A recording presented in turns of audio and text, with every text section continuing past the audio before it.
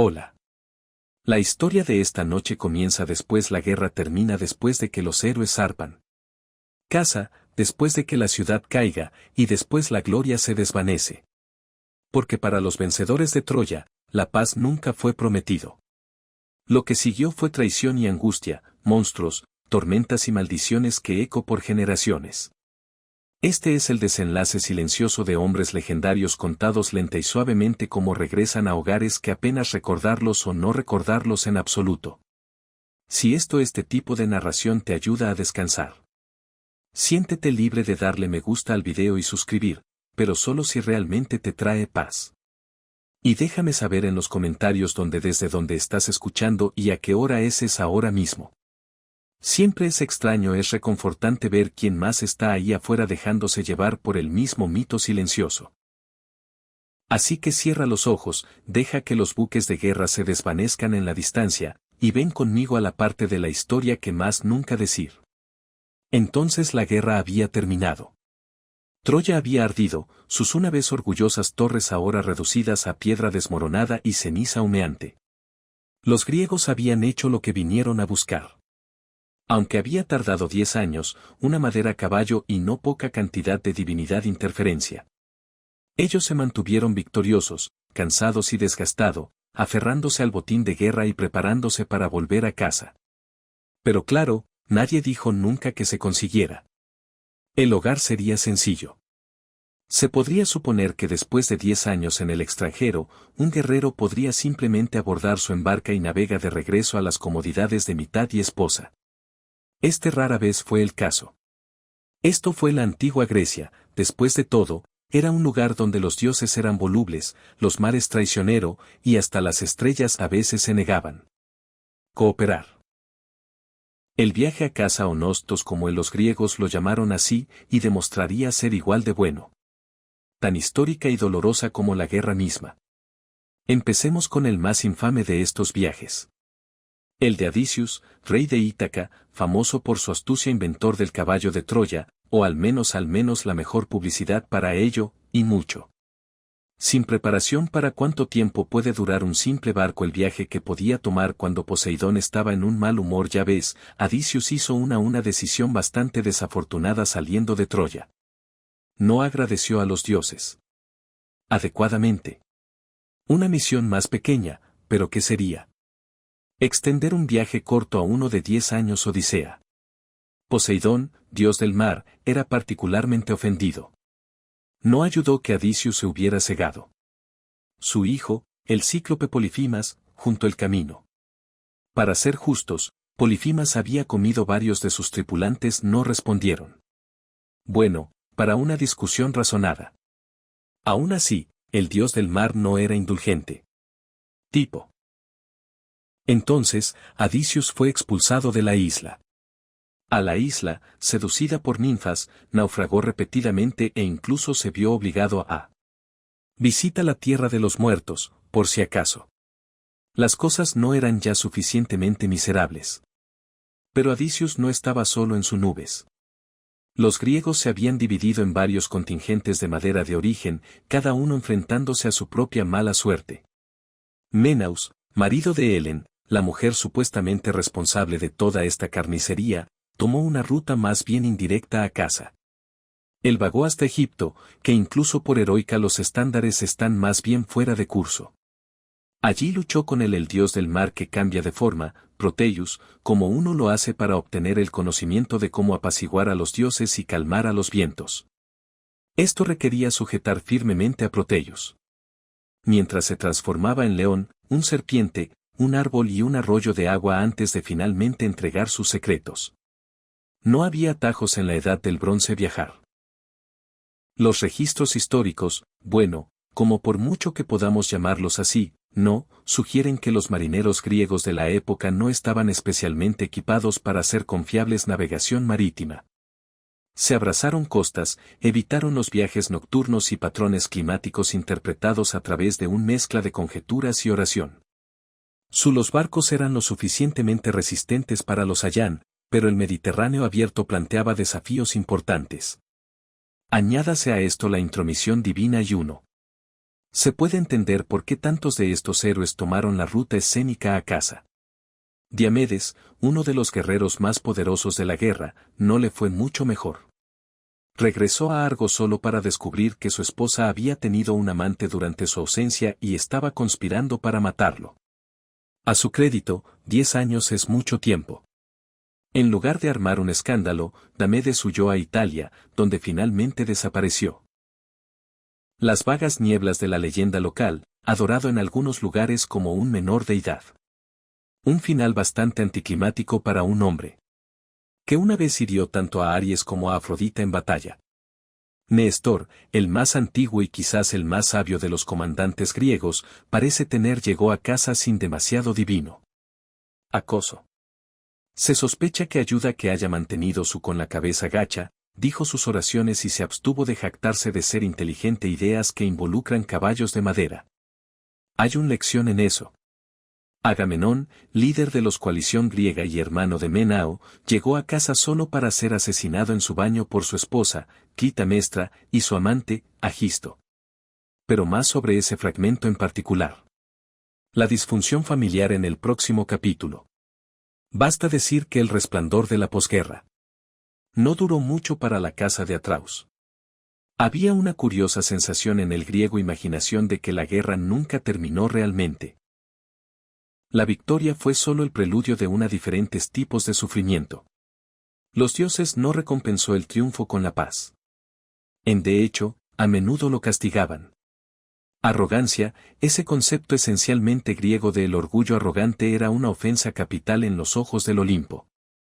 Si un hombre regresara a casa jactándose de su gloria, él estaba invitando a lo divino corrección. Y luego vinieron las tormentas. Natural, por supuesto, pero también sobrenatural.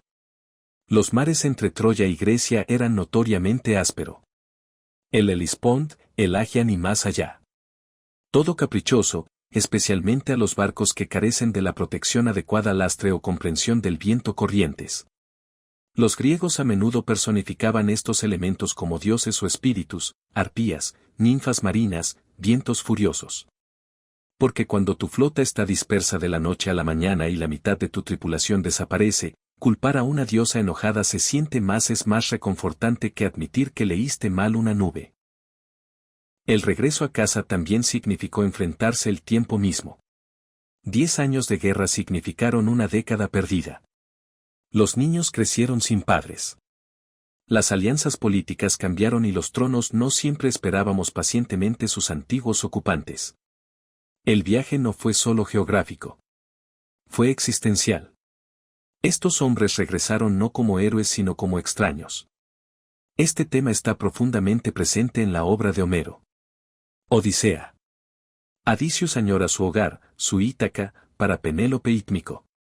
Sin embargo, a cada paso ha ofrecido consuelo, incluso la inmortalidad, por figuras como Calipso. Aún así, él elige las dificultades. La mente griega veneraba la idea de Nostos. Pero también entendió que uno nunca podría regresar a casa sin haber cambiado.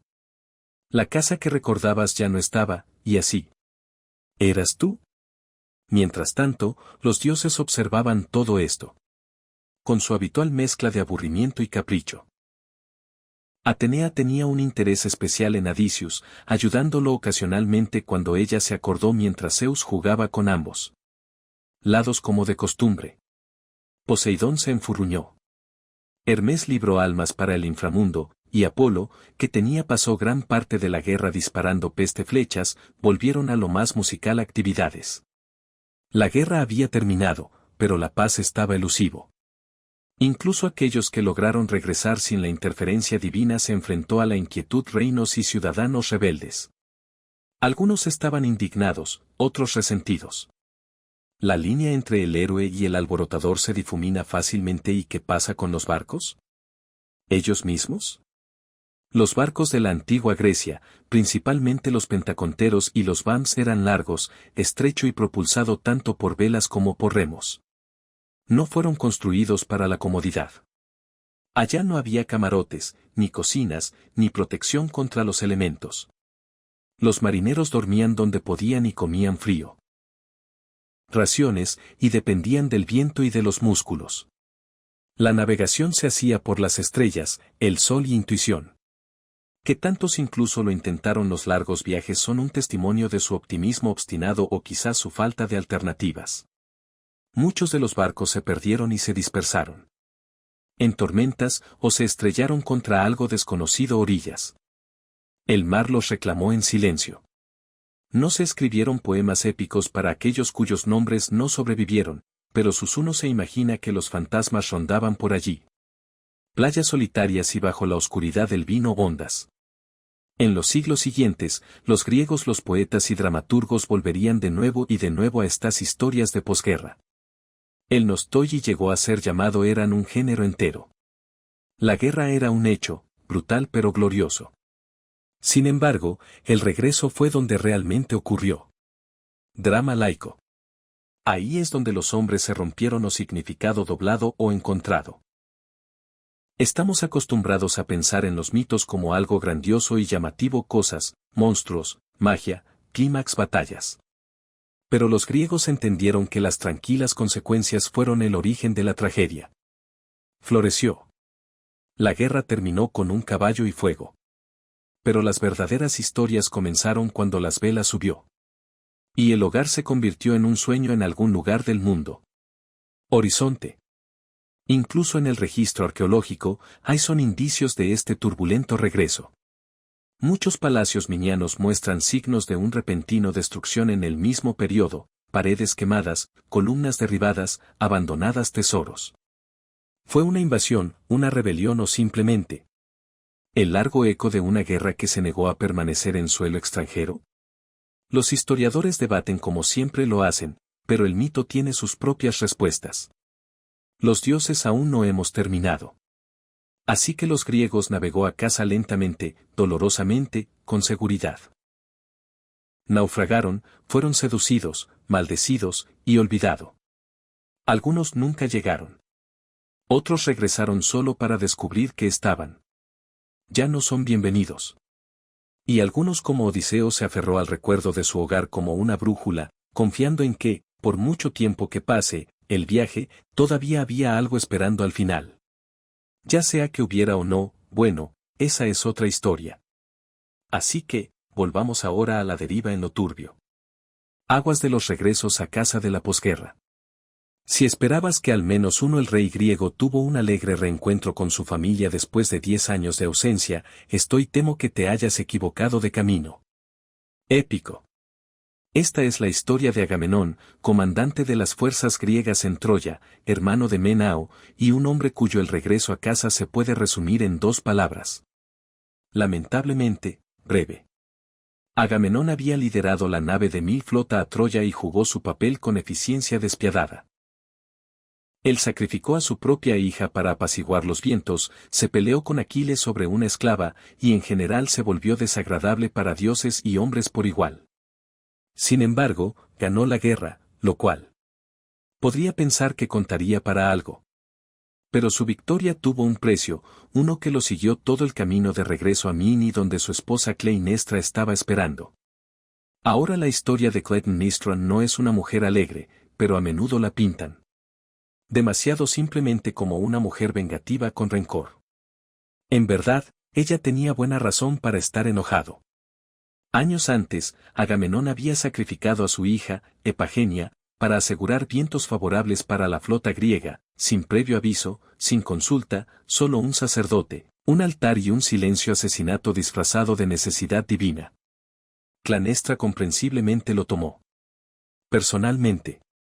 Mientras Agamenón estaba ausente jugando a ser un héroe de guerra, no tenía exactamente permaneció ídolo. Ella tomó un amante, Agistus, un hombre con sus propias razones para detestar la casa de Atraus, y juntos ellos conspiraron. No fue solo venganza. Fue justicia, retribución, y quizás un poco de tiempo limpieza atrasada, y así, después de años de guerra y un arduo trabajo, viaje de regreso, Agamenón finalmente zarpó en la bahía debajo de su palacio. Las torres de bronce de Micini brillan en el distancia.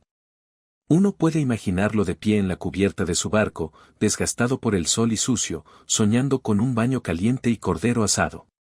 Desafortunadamente, ese baño sería el último consuelo que jamás conocería. En Agamenón de Asculus, el rey llega con Casandra, el profeta troyano, él había tomado como premio de guerra. Ahora, traer a casa a una concubina cautiva podría parecer una decisión bastante audaz cuando tu esposa ya está disgustada, pero Agamenón nunca fue conocido por su sutileza. Casandra, maldecida por Apolo para verla futuro, pero nunca se creerá, vio exactamente lo que venía. Ella entró el palacio como una mujer entrando en una tumba, resignado, poético e ignorado. El baño fue dibujado, las túnicas dispuestas. Y allí, entre el vapor y la ceremonia de el tan esperado regreso a casa, Clinestra asesinó a su marido con un hacha, o tal vez una espada. Los detalles varían, ya que los mitos tienden a hacerlo. En algunas versiones, ella lo enreda en una red delante de la golpe mortal. En otros, ha parecido. Él se reclina, completamente inconsciente. Pero todo estar de acuerdo sobre el resultado. Agamenón, guerra, héroe y rey, muerto en su propia casa por la mano de su esposa. No fue solo personal. Fue político, simbólico, incluso ritualista. La casa de Atraus había sido durante mucho tiempo un lodazal de maldiciones, traiciones y derramamiento de sangre. Tántalo, Atraeo, Tiestes. Cada generación transmitió una nueva escándalo. La muerte de Agamenón fue menos una sorpresa que una terrible inevitabilidad. Los griegos, siempre amantes de un arco trágico, no lo vimos simplemente como un drama doméstico, pero reequilibrio divino. Ya ves, ningún crimen quedó impune en el mundo de los mitos, especialmente aquellos cometidos contra la familia. De Agamenón el sacrificio de Epagenia había roto un vínculo sagrado y sangre como siempre exigido más sangre. Cliamnestra y Agisus gobernaron Nini juntos durante varios años después del asesinato. Según algunos relatos, eran gobernantes competentes, incluso prósperos. Pero la sombra de lo que habían hecho se demoró. Y en algún lugar lejano, envejeciendo en el hijo de Agamenón, Arrestes, fue exiliado. Observando, esperando y cuidando aún muy idea diferente de justicia. Antes de que nosotros dirígete a él, vale la pena detenerse. Considere los fundamentos históricos de todo este mito. Nini era realmente un auténtica lugar, una imponente ciudadela de la Edad del Bronce con enormes muros de piedra y una vista imponente de los alrededores valle. Las tumbas de pozo de los reyes minianos descubiertos siglos después reveló un mundo de riqueza, armamento y grandeza ceremonial. Una tumba contenía una máscara mortuoria dorada, una vez romántica llamada la máscara de Agamenón, aunque la identificación es en gran medida una ilusión. Aún así, los mitos persisten. Parecen hacer eco de algo real. Eso los guerreros que regresaron encontraron sus hogares cambiado, sus familias distantes y su poder es inestable. En muchos países mienicocentros, encontramos señales de abrupta destrucción o abandono alrededor del mismo periodo de tiempo, evidencia quizás de malestar interno o colapso social. No es difícil imaginar que algunos reyes regresó a casa solo para enfrentarse a sospechas, uso, o peor aún. En el mito, el destino de Agamenón era solo el comienzo de una tragedia más larga. Clitumnestra pudo haberse visto a sí misma como una vengador, pero en la lógica del mito griego, ella también era una asesina. Y los dioses, como siempre, tenían opiniones. Entran Arrestes. Criado en el exilio, probablemente por aliados de su padre o familiares comprensivos, Arrestes creció con un objetivo, vengar la muerte de su padre. Pero aquí, el mito se enreda deliciosamente. Matar la madre de uno, incluso una asesina, no es un simple acto de venganza. Fue un crimen espiritual, uno que trajo sus propias consecuencias. Cuando los arrestos volvieron a Micini, él no. Lo que él creía que era necesario. Él mató a Agistas primero, cosa que nadie particularmente objetado. Entonces él se enfrentó a Clinestra. En algunos relatos, ella le suplica, le lleva el pecho, le recuerda que ella le dio vida. Pero Arrestes, temblando con furia y destino, la derriba.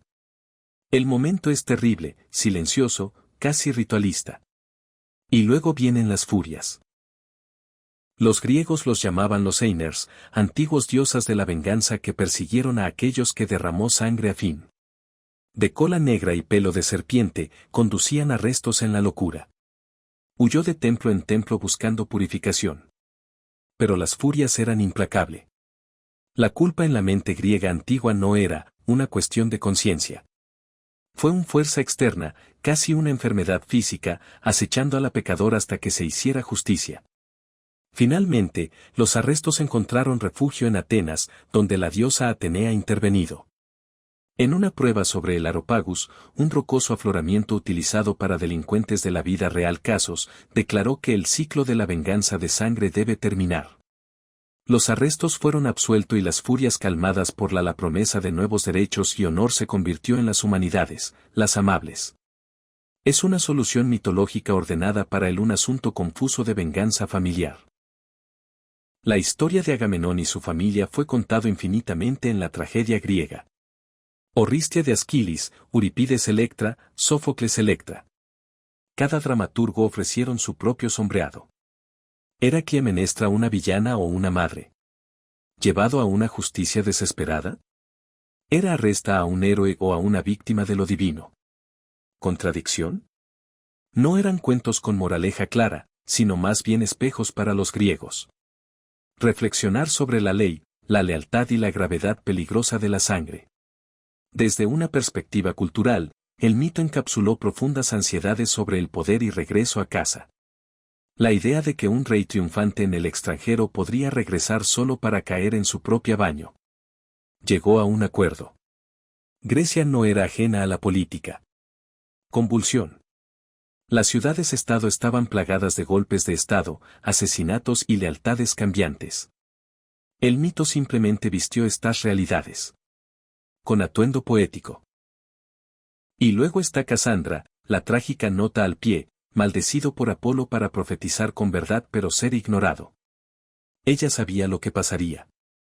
En el momento en que pisaron tierra. En la mayoría de los casos versiones, fue asesinada junto a Agamenón, ya sea en el palacio o justo afuera de él. Su muerte, apenas comentada en muchos cuentas, añade una nota final de melancolía al cuento. Ella lo había visto todo y aún así no pude detenerlo. La maldición de Casandra es una de esas historias míticas. Toques que parecen inquietantemente modernos. Para conocer la verdad y ser descreído, hay algo atemporal en eso. Ella se convierte en un símbolo no solo de los condenados previsión sino de la soledad que viene con claridad. La casa de Agamenón se convirtió así en una especie de la escena del crimen mitológico revisitada una y otra vez por poetas, dramaturgos y sacerdotes. Fue una historia de advertencia, un ciclo trágico. Y una caja de rompecabezas de éticas en competencia.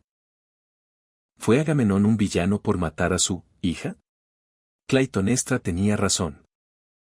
¿Al matar a él? ¿Se justificaron los arrestos para vengar a los culpables? ¿Su padre? Cada respuesta condujo a otra pregunta. Pero para nuestros propósitos aquí en las horas suaves y lentas de la noche, basta decir que Agamenón volvió a casa y murió. Que un baño que podría tener había sido cálido y relajante y se convirtió en una tumba.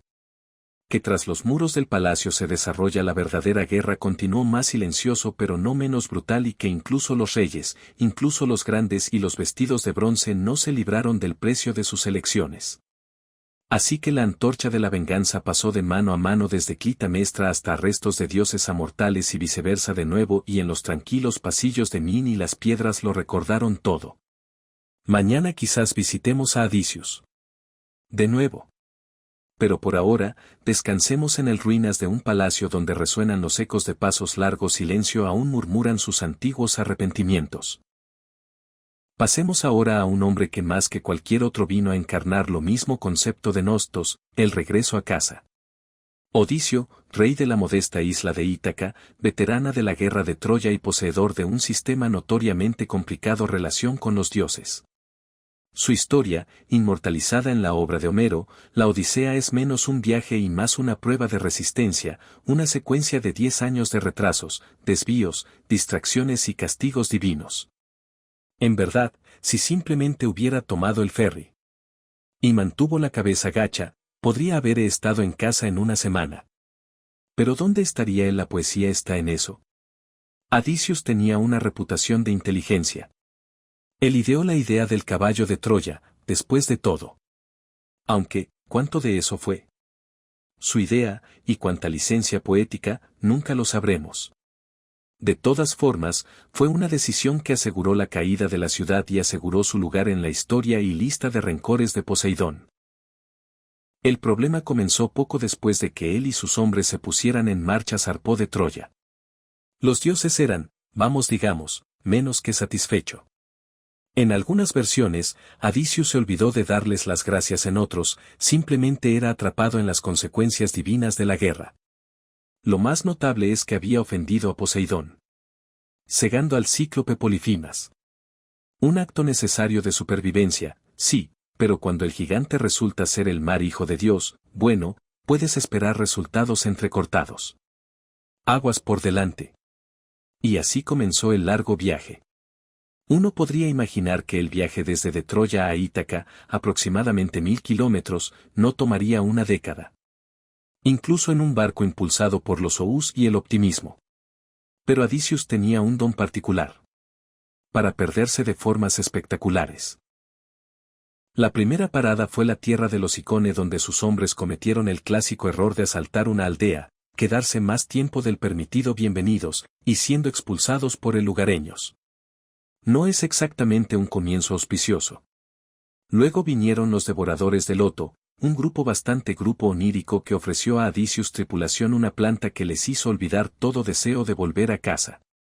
Una proposición que, y se podría argumentar, más pacífico que cualquier cosa que vino después. Aún así, Adicius, molestamente responsables, los arrastraron de vuelta a la barcos y siguieron navegando. El siguiente fue el infame encuentro con el cíclope. Atrapado en una cueva con Polifimas, Adicius se presentó inteligentemente como nadie, emborrachó al gigante con fuerza vino y lo cegó con una llama al rojo vivo bife. Cuando el cíclope gritó pidiendo ayuda, gritando que nadie me hace daño, los gigantes probablemente se encogieron de hombros y volví a dormir la siesta. Fue realmente ingenioso. Desafortunadamente, antes de zarpar, Adicius hizo el error crucial de gritar su verdadero nombre de nuevo en Polifimas. Esto permitió que el cíclope herido pudiera orar a Poseidón en busca de venganza, y Poseidón, siendo un padre bastante involucrado, obligado. Ahora firmemente en la lista de los malos del dios, Adicius continuó su camino en zigzag. A través del mar oscuro como el vino. Luego se detuvo en la isla de Aalas, guardián de los vientos. Aalis fue sorprendentemente útil, embotellando todos los vientos adversos en una bolsa y dándole a Adicius solo la brisa que necesario. Todo habría estado bien si tan solo la tripulación de Adicius no había sido tan curioso.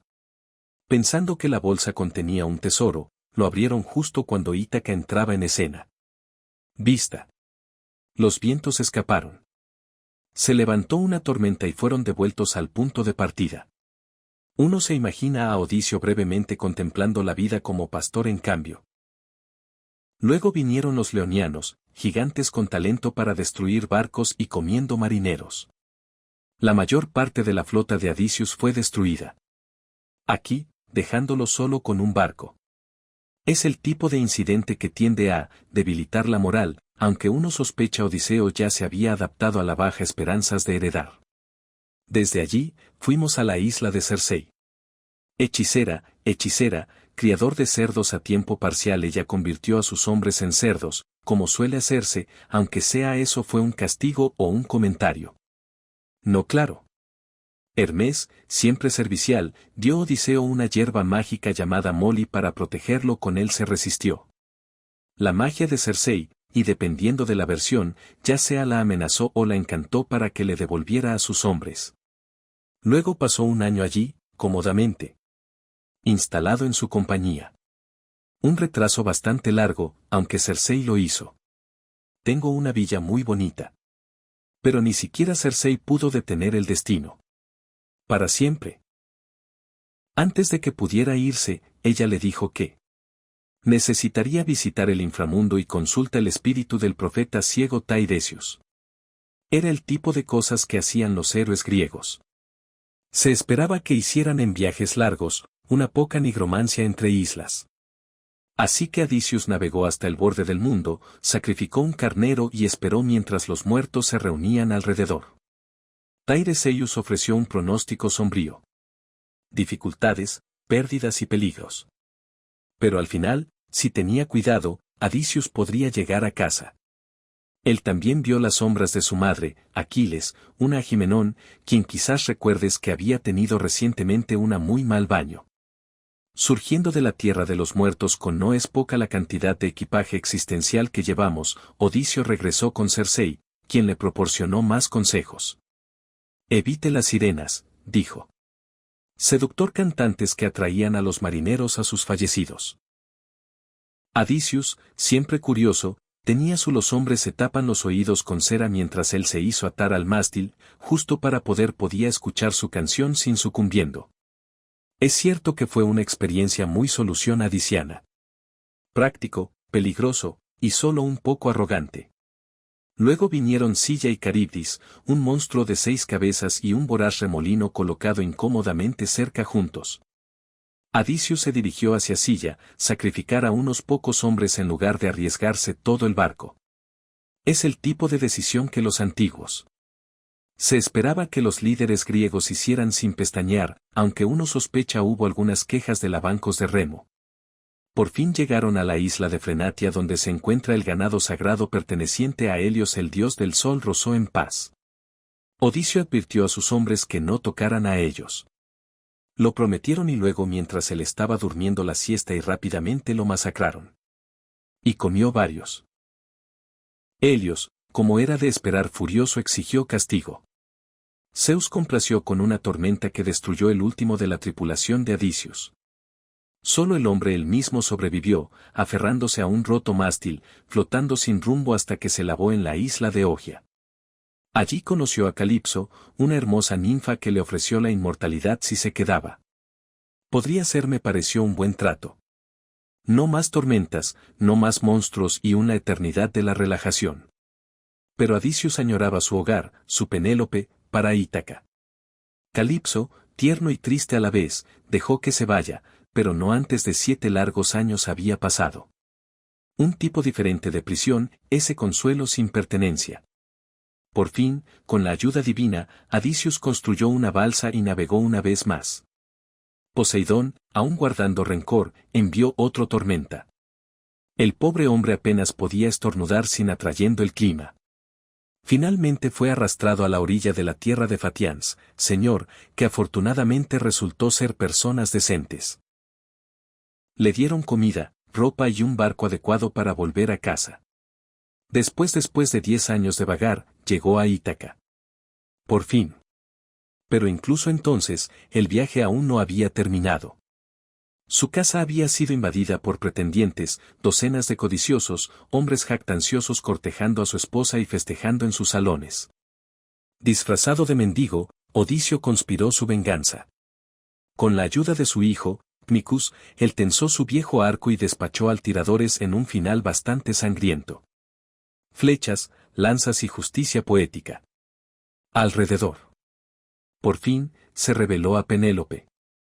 Ella siempre cautelosa lo puso a prueba con un secreto que solo ellos conocen. El construcción de su cama tallada a partir de un olivo enraizado. Cuando Odysseus respondió correctamente, ella lloró y ellos estaban reunidos.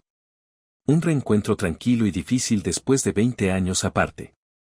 Ahora bien, ¿qué debemos pensar de todo esto? En un nivel, la Odisea es una aventura, un tapiz de tierras extrañas y extraños criaturas. Pero debajo de todo esto yace algo más profundo.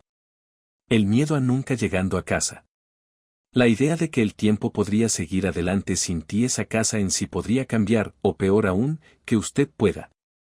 Históricamente, la historia refleja las incertidumbres de los viajes antiguos. Los marineros griegos no tenían mapas ni brújulas, y muy poca comprensión del océano corrientes. Tormentas, piratas y desconocidos. Las costas eran amenazas constantes. A navegar de una isla a otra podría significar semanas de retraso o permanente desaparición. El mar no era solo un lugar. Fue un personalidad, y por lo general de carácter temperamental. Y aún así, Adici persistió, no porque esperaba comodidad o gloria o incluso supervivencia, sino porque creía en Ítaca, en Penélope, en la posibilidad de que el hogar, sin embargo distante o cambiado, valió la pena viaje. Así que esta noche, naveguemos con suavidad. A través de la brisa jónica, pasando por el sueño islas y costas olvidadas. Sigamos a un hombre demasiado inteligente para su edad. Propio bien, sin dejarse llevar por la prisa, sino por la esperanza.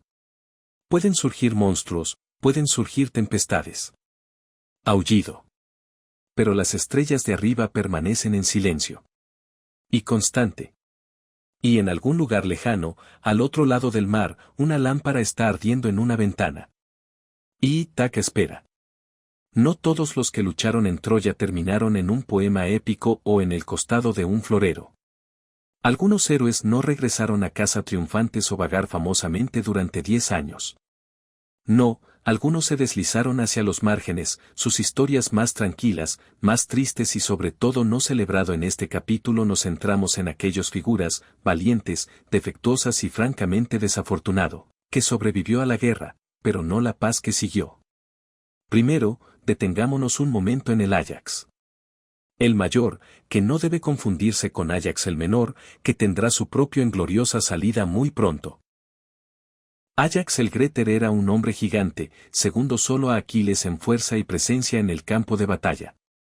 Era una torre de bronce y furia bramante, feroz en combate, y a veces un poco demasiado orgulloso de ello.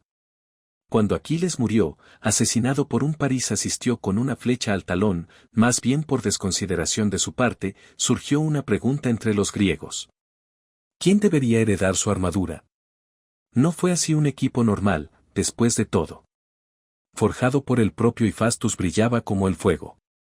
Y simbolizó el poder de los griegos máquina de guerra. Naturalmente, tanto Áyax como Adicius pusieron reclamarlo. Ahora, el Áyax tenía el equipo más fuerte. Argumento. Había luchado incansablemente, protegió los barcos y los recuperó cuerpo de Aquiles bajo intenso fuego. Pero Adicius tenía la lengua más afilada. En un debate público, esencialmente uno temprano se reanuda el concurso de talentos griegos para la guerra. Adicius contó una historia más persuasiva. Citando la estrategia, la diplomacia y la favor de los dioses. El público, se balanceó con palabras más que con heridas, le concedieron la armadura. El Áyax no aceptó la derrota. Bueno. Según Sófocles y posteriormente mitógrafos, Áyax se convirtió en un espiral estado de furia humillada. Por la noche, planeó matar al griego. Líderes responsables. Pero Atenea, protectora de Odicio, confundió su mente. En un estado de locura, Áyax masacró ganado, pensando que eran suyos enemigos. Cuando despertó y se dio cuenta de lo que había hecho, terminado, rodeado de los cadáveres ensangrentados de ovejas y ganado, fue vencido con vergüenza. Se alejó del campamento y plantó su espada en el suelo, y cayó sobre él. Un final brutal y silencioso para un hombre que habían peleado tan fuerte. Hay algo profundamente griego en esto. La idea de que la verdadera herida no es muerte en la batalla, pero deshonra en la paz. A Áyax no lo mataron ni con espada ni con lanza, pero por una pérdida de valor y significado. A héroe sin reconocimiento está en el griego la imaginación apenas es un nombre. Él los dioses le dieron fuerza, pero no. Dale un segundo acto. Su muerte fue llorado por muchos, pero especialmente por el medio hermano, Tuse, un arquero y un compañero fiel durante toda la guerra. Tuse intentó darle a Áyax un entierro apropiado, pero Menao y Agamenón inicialmente lo prohibió, prueba de que incluso los cadáveres tenían la política en aquellos días. Finalmente, el propio Adicis intervino, argumentando que el Áyax, lo que sea que haya hecho pasó, todavía era un gran guerrero. Un pequeño acto de decencia en una guerra en su mayoría falta de ellos. Chusa, exiliada por al no poder traer a su hermano a casa, se alejó y finalmente se instaló Chipre, fundación de la ciudad de Salamina. Además, dicen las leyendas, es un lugar más tranquilo. Legado. No hay monstruos, no hay ira divina, solo un hombre intentando poner algo en el suelo que no era un arma. Entonces allí está Filoctetes, quizás el más reticente de los héroes. Su historia no comienza en Troya, sino en el camino allí. Él poseía el arco de Heracles, que le fue regalado como recompensa por iluminando el funeral del gran héroe. Se predijo que este baile sería necesario para ganar la guerra. Desafortunadamente, los filitas tenían un pequeño problema en el pie. En Lemnos, fue mordido por una serpiente, una es algo menor en la mayoría de las historias, pero en este caso, la herida se infectó. Olía fatal. Él lloró.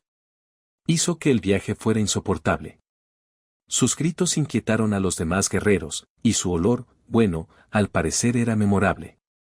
Así que, con toda la empatía de un conquistador, ejército, los griegos lo abandonaron en el isla, dejándolo con su arco, su dolor y mucho tiempo para pensar.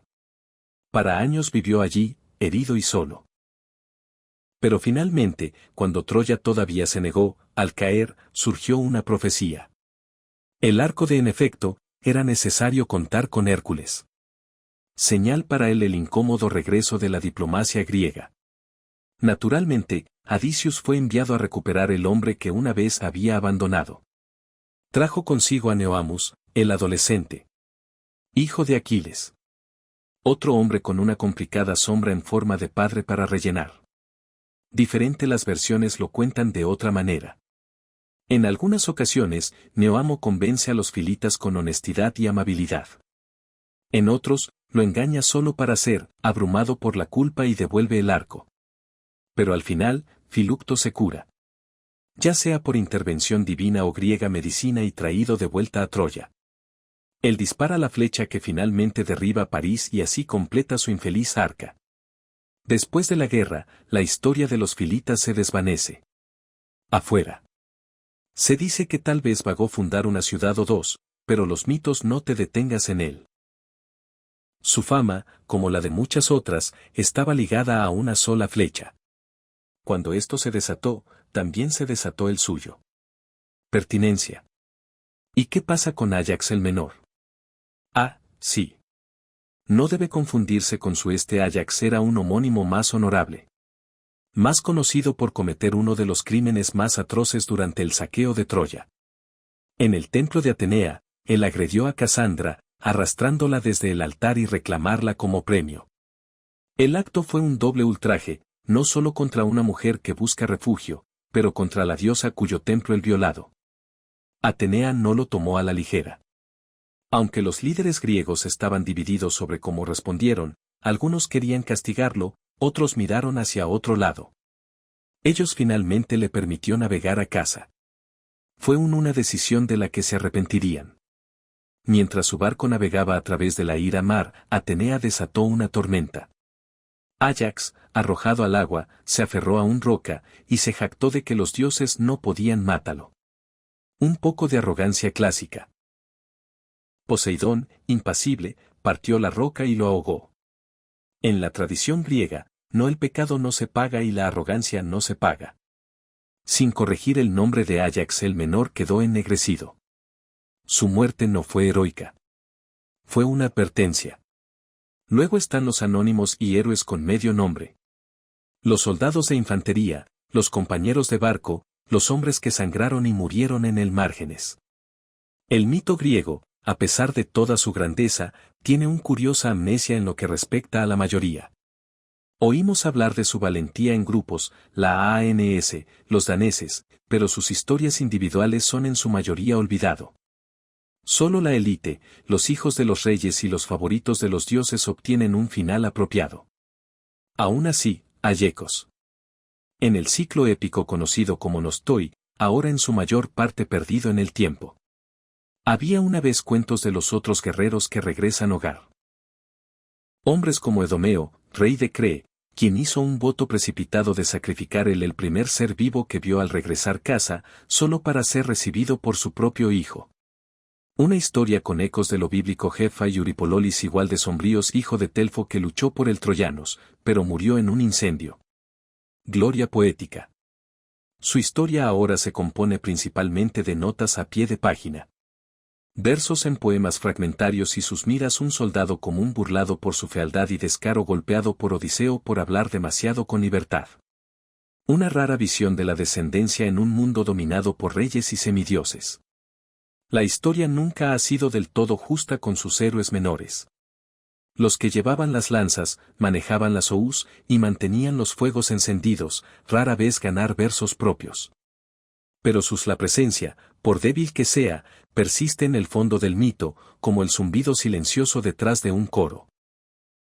Arqueológicamente hablando, el Mciniano el periodo muestra signos de expansión a gran escala. Colapso en la época de Troya, el supuesto fin de la guerra. Palacios quemados, las rutas comerciales desaparecieron y muchos de los grandes centros fueron abandonados.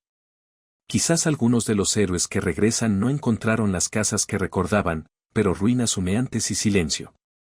Para muchos, puede que no haya habido bienvenidos, sin cama, sin historias. Y quizás por eso los mitos se asentaron tan a menudo en el dolor.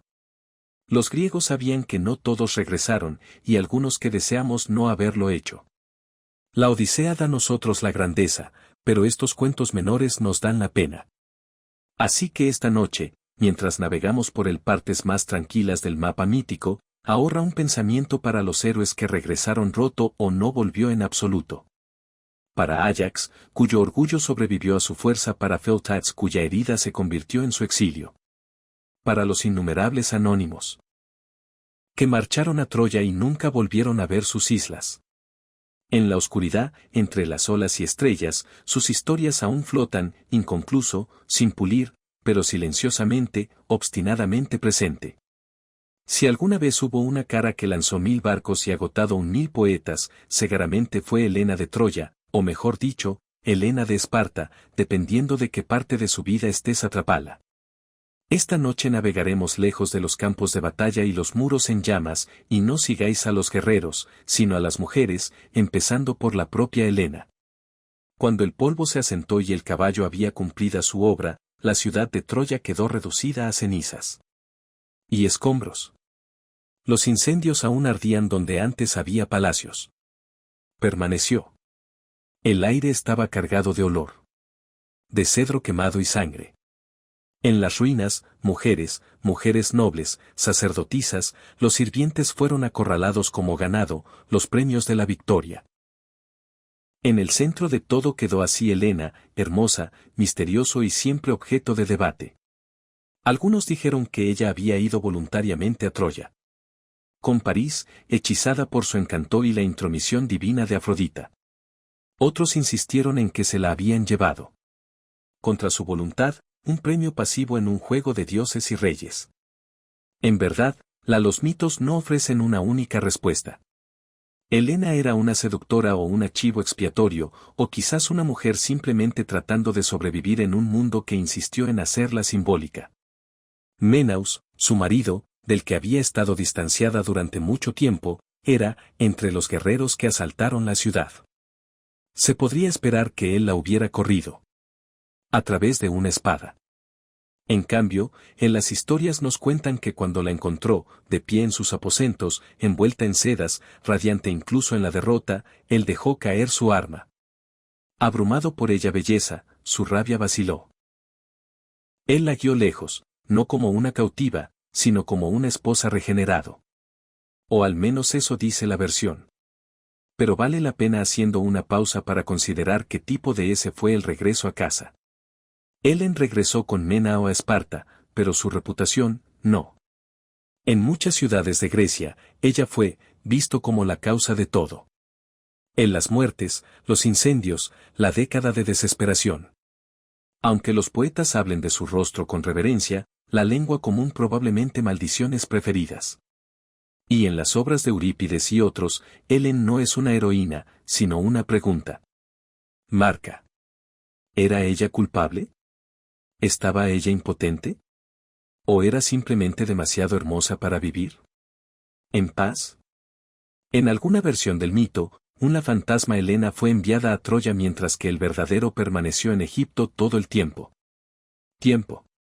Esta versión alternativa se encuentra en la Helena de Eurípides. Era la antigua equivalente a decir que no fue realmente su Es un extraño intento de narrativa. Redención. Uno que levanta más preguntas que respuestas. Pero sí habla de la incomodidad que los griegos sentían que culpar a una mujer era algo central para su propia imagen. Porque si Helen realmente fue voluntariamente, entonces ella era una traidora. Si de mala gana, entonces ella era una víctima. Pero de cualquier manera, la guerra pasó a ser suya. Para Menaus, su viaje a casa no fue más suave que cualquier otro. Él y Helen vagó durante años, perdida por supuesto, desembarco en Egipto, entre otros lugares. Allí fueron recibidos por los locales. Rey, a veces Protello, a veces otro, que los trató con generosidad sospechosa.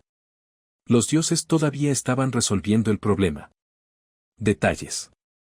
Finalmente, lograron regresar a Esparta. Mayor, más cansado y tal vez inseguro de que habían regresado a. Es tentador imagínelos sentados uno frente al otro. Otro en una cena en un palacio una vez lleno de risas y canciones. Ahora compartieron solo silencio, roto ocasionalmente por el tintineo de copas y el arrastrar de recuerdos que es mejor no perturbar. En algunos mitos, Helena se convirtió en una diosa. Después de la muerte. En otros, fue exiliada, acosado por las furias, o vagaba solo a través de las montañas. Una versión incluso afirma que ella terminó sus días en las carreteras, donde fue ahorcada por la viuda de un soldado griego caído. Los mitos rara vez coinciden en su destino, solo sobre su belleza y el problema que esto supone. Trajo. Pero Helen, a pesar de todas sus complejidades, era. No es la única mujer cuya vida fue destrozado por la guerra. Regresemos a las ruinas de Troya y hablar de los demás. Los tomados como botín y enviado a ciudades griegas donde no se cantaron canciones para ellos. Primero, Hécuba, reina de Troya. Una vez a la orgullosa matriarca, perdió casi todos sus hijos en la guerra. Héctor, París, Jobus, agujeros y más. Su marido, el rey Priam, fue asesinado en el altar por el hijo de Aquiles.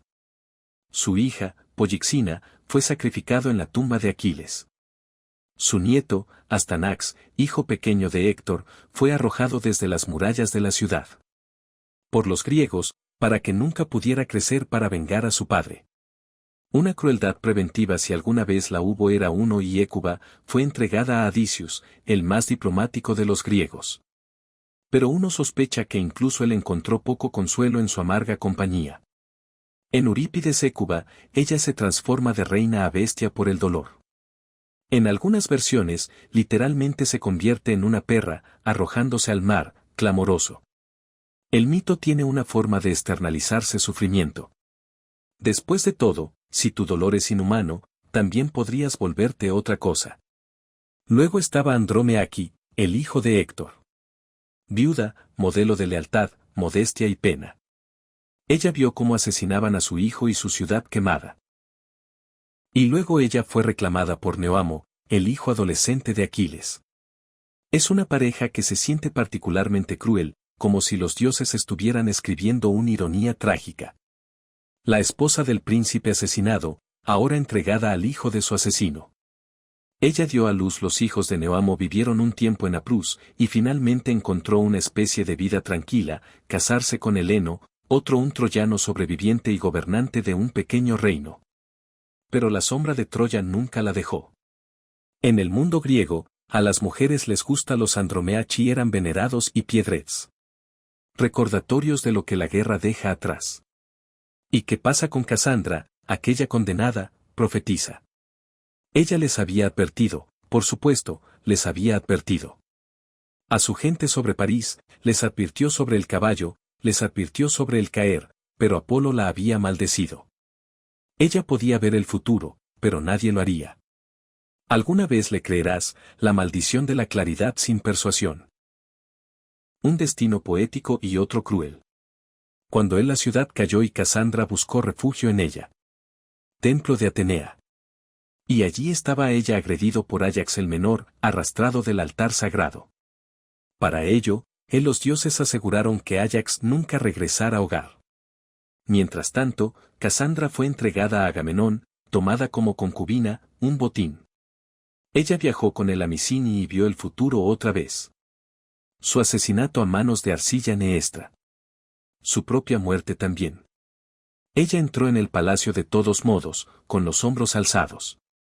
Al cuadrado, caminando hacia la perdición con ella cabeza en alto. En cierto modo, ella era el más valiente de todos, para saber lo que les espera.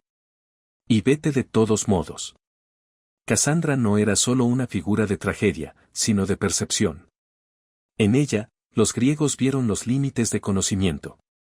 ¿De qué sirve la visión si no puede cambiar? ¿El resultado? Su historia resuena a lo largo del mundo. Siglos en cada advertencia ignorada y toda verdad descartada. Estas mujeres, Helena, Hécuba, Andrómeca, Casandra, nos recuerdan que la guerra de Troya no es solo una saga de hombres. Por cada lanza arrojado, había una esposa esperando. Para cada ciudad ardía, una madre lloraba, y después de todo, a menudo eran las mujeres las que se encargaban de ello. ¿Quiénes sufrieron las consecuencias? ¿Quiénes fueron, transformado por la supervivencia en algo irreconocible? En el drama griego, particularmente en el Tragedias de Eurípides, estas mujeres las voces adquieren una importancia poco común, quizás porque en su sufrimiento, los griegos reconocieron algo más universal que la gloria. Puede que los hombres hayan reivindicado la victoria, pero las mujeres recordaron el costo. Históricamente, el tratamiento de los capturados las mujeres en la guerra antigua eran, como decía uno podría esperarse, sombrío. Fueron esclavizados, comerciadas, mantenidas como concubinas. Los mitos, a pesar de todo su embellecimiento, reflejan una dolorosa realidad que en la guerra el destino de las mujeres rara vez era suyo propio.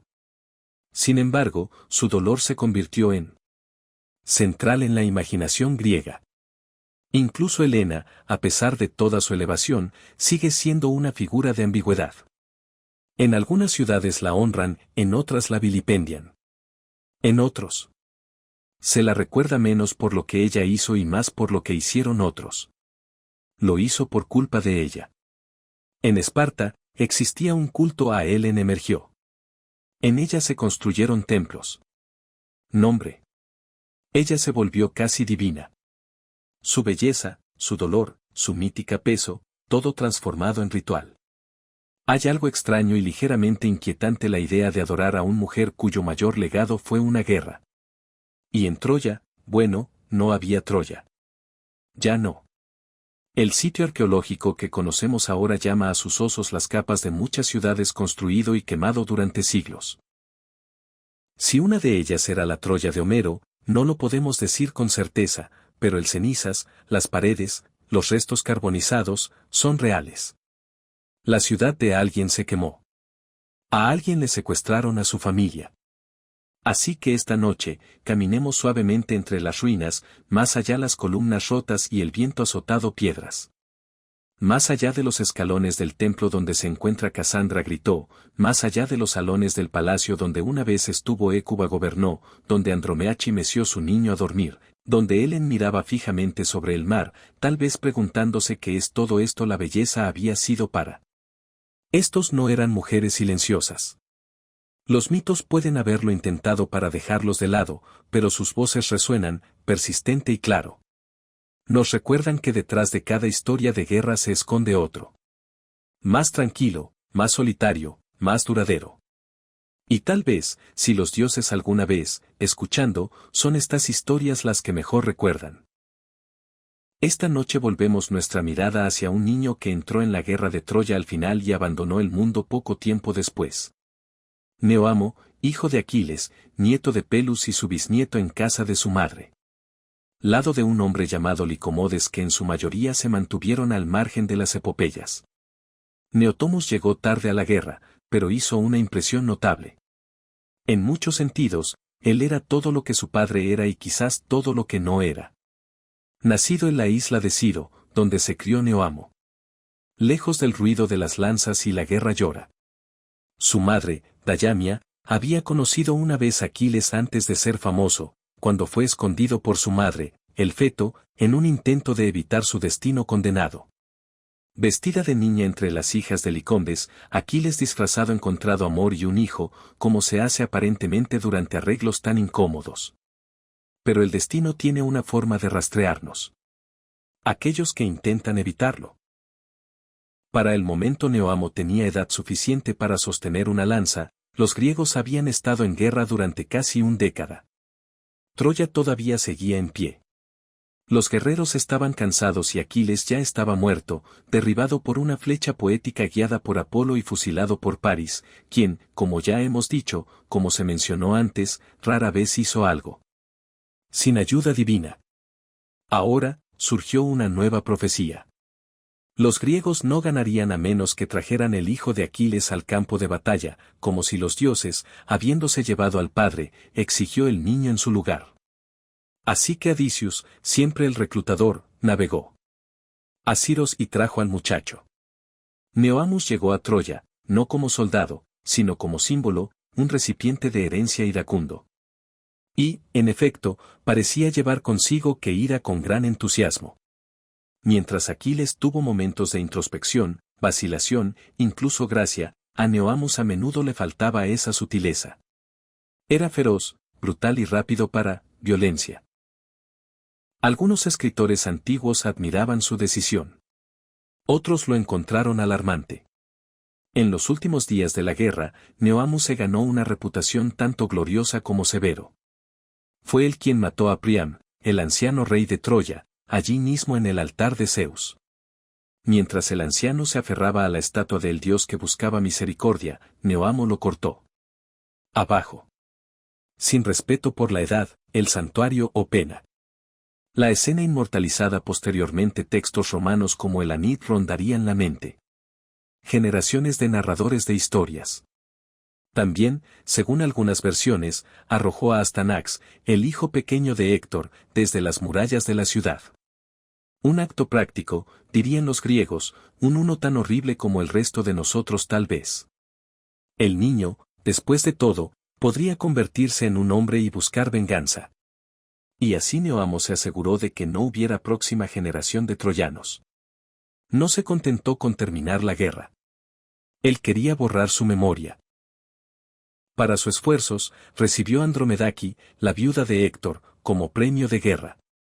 Y entonces la mujer que una vez estuvo acostada junto a el príncipe de Troya ahora se encontraba atado al hijo del asesino. Una simetría cruel, si alguna vez hubo uno. Abandonaron Troya juntos, parte de la flota griega, cojeando de regreso a casa mares hostiles y dioses descontentos. Algunos naufragaron, otros vagaron. Durante años. Pero Neoamus de alguna manera hizo su camino a Aprus, una tierra en el noroeste de Grecia y forjó un pequeño reino allá. Los mitos dicen que gobernó sabiamente, quizás suavizado por el tiempo y la distancia, o quizás simplemente cansado. Pero el destino no estaba del todo decidido. Consigo. En algunas versiones, viajó a Delhi, el santuario sagrado de Apolo, ya sea para buscar orientación o exigir justicia. Allí, dependiendo de la historia que cuentes, preferiría insultar a los sacerdotes, profanaron el templo, o simplemente llegaron en el momento equivocado cualquiera que sea la causa, fue asesinado. Ya sea por los sirvientes del templo o por el propio Apolo.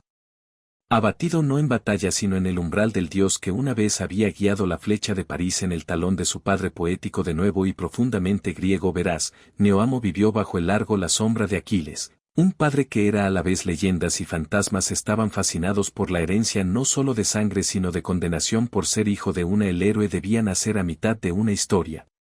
Ya avanzando hacia la tragedia. Aquiles había sido complejo, iracundo, sí, pero también capaz de misericordia. Él lamentó Patroclo. Le devolvió el favor a Héctor. Cuerpo a Priam. Había algo extraño nobleza en él, una belleza trágica. Neoamus, por el contrario, rara vez se detuvo a reflejar. Él mató con confianza. Él gobernado con fuerza. Y luego, como tantos otros, desapareció joven. Pero los griegos no lo descartaron. Ellos le dieron cultos, santuarios, estatus de héroe. En algunos rincones del mundo antiguo, él fue adorado junto a su padre. Tal vez los griegos, ambivalentes como eran, se trataba de violencia, respetaba a alguien que no lo dudó. Aún así, su legado es inquietante. Incluso el dramaturgo tuvo problemas con él.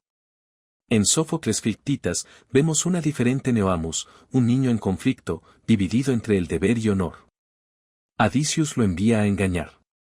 Filoctetes, para robar el arco de Heracles, pero Neoamus no puede llevarlo a cabo. Se siente atraído por la compasión, por la decencia. Es una representación fascinante. No la juventud de Troya bañada en sangre, sino un joven pensativo que intenta hacer sensación de un mundo brutal.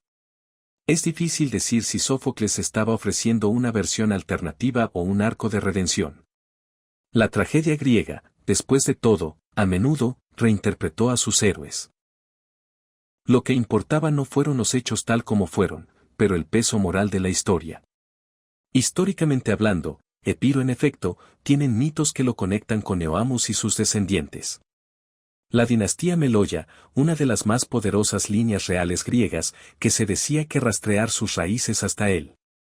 A través de ellos, también lo haría Alejandro Magno, cuya madre, Olimpo, vino de ese linaje. Alejandro nunca logró resistirse aún bien el mito estaba bastante satisfecho con la asociación. De esta manera, Neoamus sobrevivió, no solo en la tragedia, sino en la genealogía. ¿Y qué decir de Andromeaki, que le siguió? ¿El de Troya a Papiro?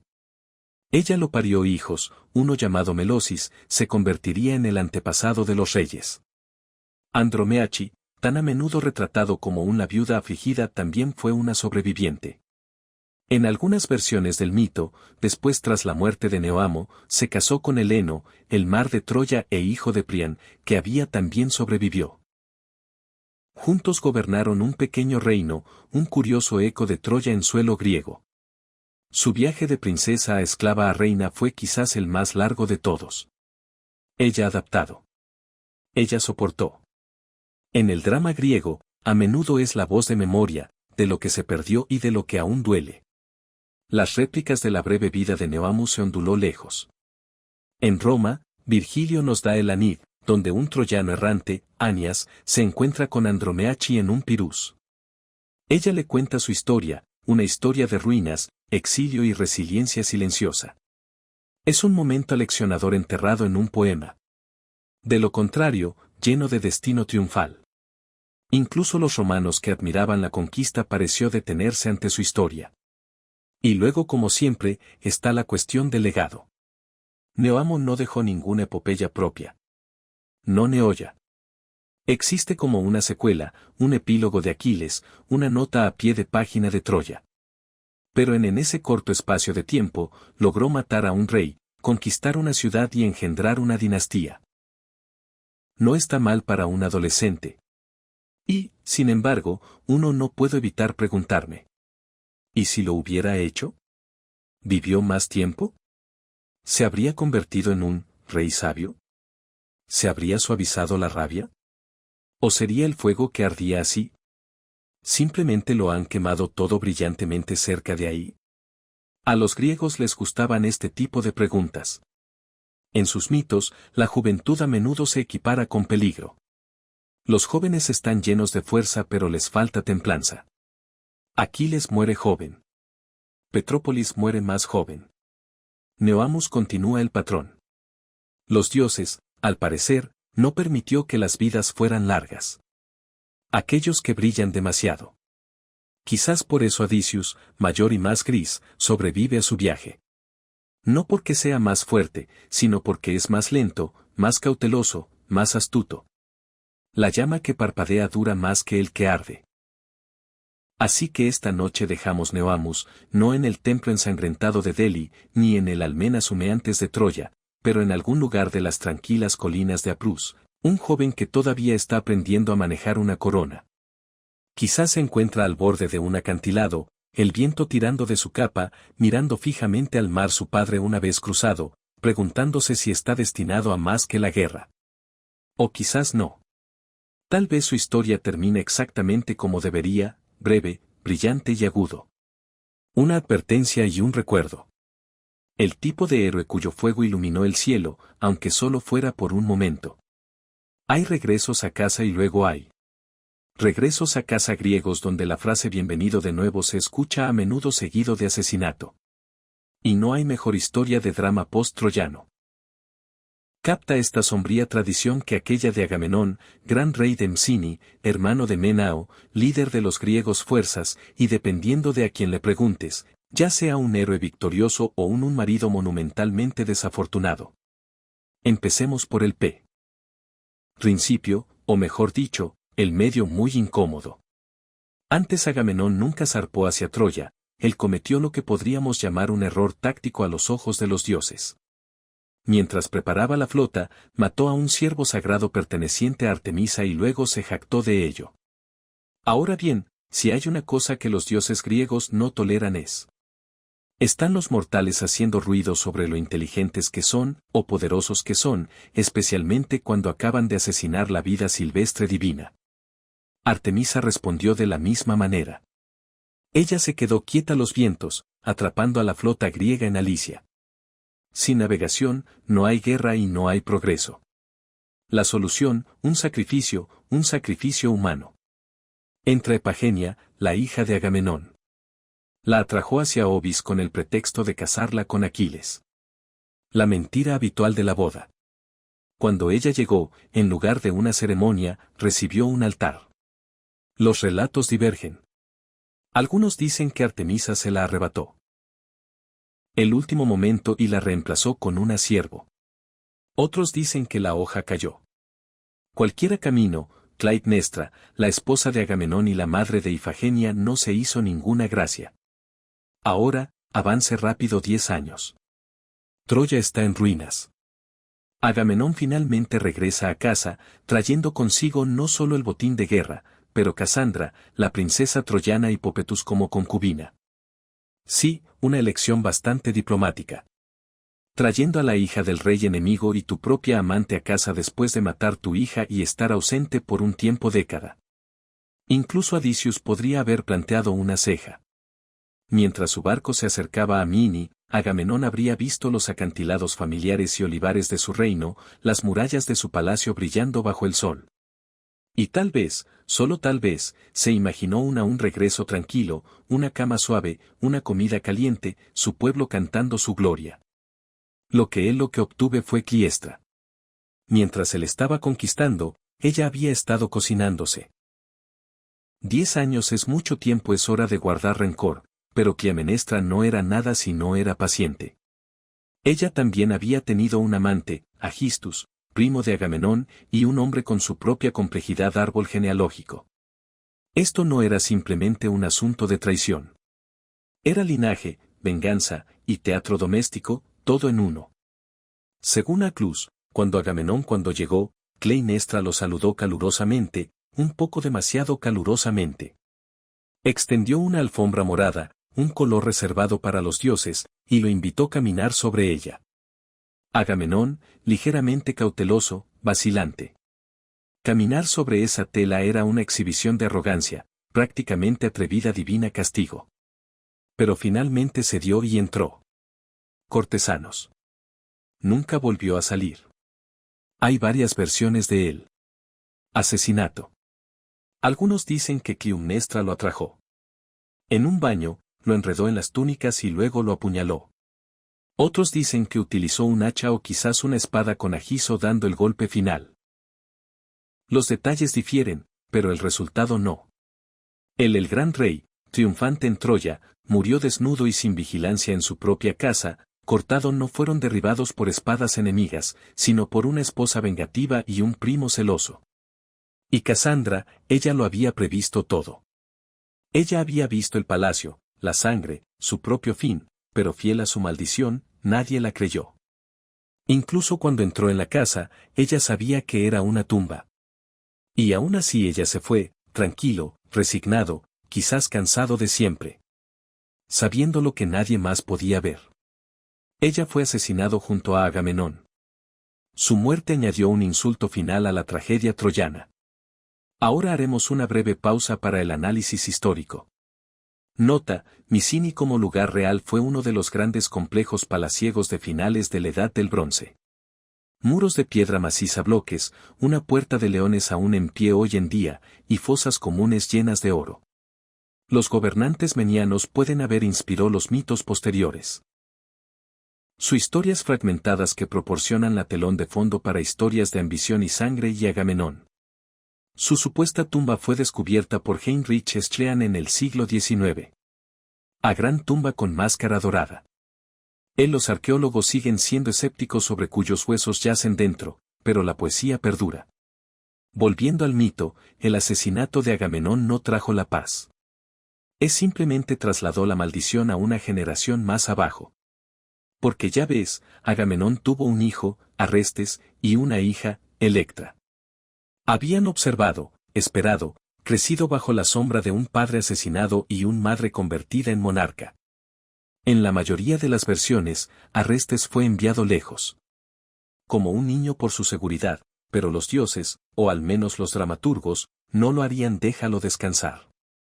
Años después, Arrestes regresó a Nini.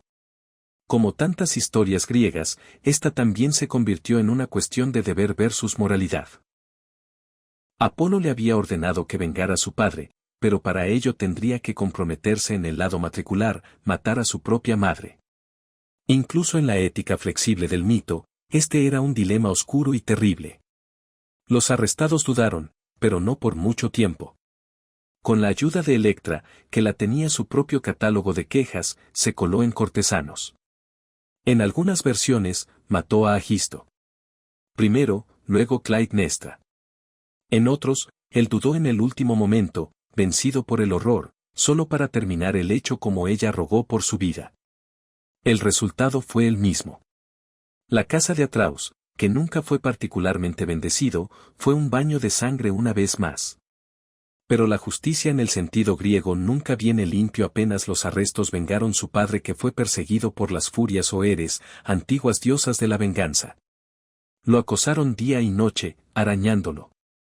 En su mente, susurrando culpa en cada uno sombra. Vagaba, sin dormir y delirando, un hombre enloquecido por el precio de la justicia. Finalmente, encontró su camino a Atenas, donde la propia Atenea presidía su ensayo. Este momento, dramatizado en Esilis Humanidades, marca uno de los primeros cambios simbólicos en la literatura griega, de la venganza a la ley, de la venganza de sangre a la sala del tribunal. Atenea emitió el voto decisivo en su favor y las furias apaciguadas transformada en las humanidades, los amables. Un final ordenado, aunque uno sospecha que las cenas familiares siguieron siendo incómodas. Para Clinestra, ella también perdura en el mito, el fantasma nunca se ejercitó del todo. Algunos la vieron como un monstruo, una esposa que traicionó a su rey. Otros, especialmente en la literatura posterior, la presenta como trágica. A mujer que había sufrido demasiado tiempo, demasiado permanecer profundamente en silencio. Su acto fue imperdonable, sí, pero quizás también inevitable. El mito griego nunca me interesó demasiado. En Matrimonios Felices. Eran historias de pasión, traición, venganza, el tipo de cosas que hicieron buen teatro y terrible vida familiar. En Agamenón y Clitemnestra, vemos la colisión de poder y dolor. Un rey que sacrificó su hija para el viento. Una reina que esperó 10 años para hacer huelga. Y un hijo atrapado en el medio. Incluso el nombre Casa de Atreo lleva peso. Atreo Agamenón, mi padre, tenía su propio pasado escandaloso. Él una vez asesinó a los hijos de su hermano y se los dio a comer en un banquete. Sí, una cena familiar donde el protagonista es. El curso fue una venganza. La maldición que lo siguieron todos, Agamenón, Arrestes, e incluso se decía que Electra había comenzado allí, con sangre y engaño. Es casi como si los griegos estuvieran intentando para decirnos algo sobre la herencia. Para la mentalidad antigua, las familias podían llevar maldiciones tan severamente como las llevaban poder. Los pecados del padre y abuelo y tío abuelo no fueron olvidados fácilmente. Los dioses podría perdonar. Las furias no lo harían. Y quizás por eso la tragedia de Agamenón toca una fibra muy profunda. Él no se trata de un rey que muere en la guerra. Es sobre lo que pasa después. La lenta podredumbre bajo el trono dorado. La esposa paseando por el palacio año tras año. El niño que debe decidir qué padre traicionar. Hay en ello un horror silencioso. No monstruos, sin asedios, sin divinidad rayos, solo el simple terror de volver a casa encontrar todo esperando, y nada de está bien esta noche, entonces, caminemos por el salones del palacio de Mycini. Los hogares son hace frío y las paredes todavía huelen ligeramente a cedro y sangre. Las sombras parpadean donde una vez los reyes cenaban y los niños jugaban.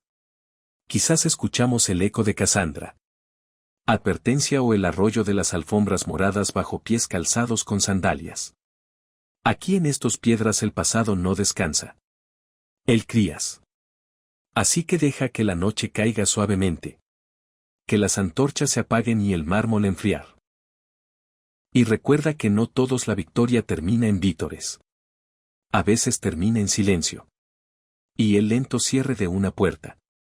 Después el asedio de Troya finalmente se había derrumbado en polvo y ceniza, los griegos, esos pocos que habían sobrevivido a los dioses, los troyanos, y uno al otro, preparados para navegar a casa. Algunos no lograron pasar la costa. Otros nunca llegarían. Y un pocos, como Menao, rey de Esparta, querrían se ven arrastrados a un viaje tan es improbable que parezca que lo harían. Ofendió no solo a los dioses, sino quizás el tiempo mismo. Menaus, como recordarás, era el hombre cuya esposa, Helen, fue secuestrada por París, iniciando así una guerra de 10 años barro, sangre y profecías inoportunas. Cuando Troya cayó y el humo se disipó, Helen le fue devuelta. Aunque devuelto puede ser una palabra demasiado precisa para lo que sucedió. Ya sea que ella vino voluntariamente, ya sea que ella fue tomada, o si simplemente la habían tomado cansado de París y listo para el próximo capítulo, nunca lo sabremos. Lo que sí sabemos es que ella estaba allí en la costa troyana cuando Menao reunió sus barcos, luciendo exactamente igual tan hermosa como era cuando empezó la guerra. Él, en cambio, había envejecido. 10 años de asedio pueden hacerle eso a un hombre. Se subieron al mismo barco, tal vez sentados uno al lado del otro en silencio, con solo el crujido de los oús y el suave acusación de memoria entre ellos. ¿Qué de verdad se dice después de todo esto? ¿Entonces dónde estábamos? Su viaje a casa debería haber sido rápido. Esparta no era lejos, relativamente hablando. Pero los dioses tenían otros planes. Los griegos cometieron varios delitos en su camino de Troya, saqueando templos, matando suplicantes, profanando espacios sagrados. Atenea en particular había sido menospreciada. Y su tosca flota se cernía sobre ella como un nube de tormenta. Mientras que algunos barcos naufragaron por completo y otros se dispersaron, Menauso tomó una ruta más segura. Un accidente gran recorrido por el Mediterráneo, sí como, con tormentas, naufragios y mar monstruos incluidos. Una de las paradas más exóticas de el viaje fue Egipto. Sí, Egipto. Ahora bien, podría parecer extraño que un griego el rey terminaría en Egipto en su camino. Casa, pero el mundo antiguo era mucho más conectado de lo que a veces parece. Las rutas comerciales se extendían a través de los mares, y los puertos extranjeros eran frecuentados por todos manera de aventureros, comerciantes y reyes evidentemente varados con desaparecidos esposas. De hecho, algunas versiones del mito, como los que se encuentran en Heródoto sugieren que Helena nunca fue a Troya. Según esa versión, Parísera se desvió de su curso y aterrizó en Egipto con Helena a cuestas.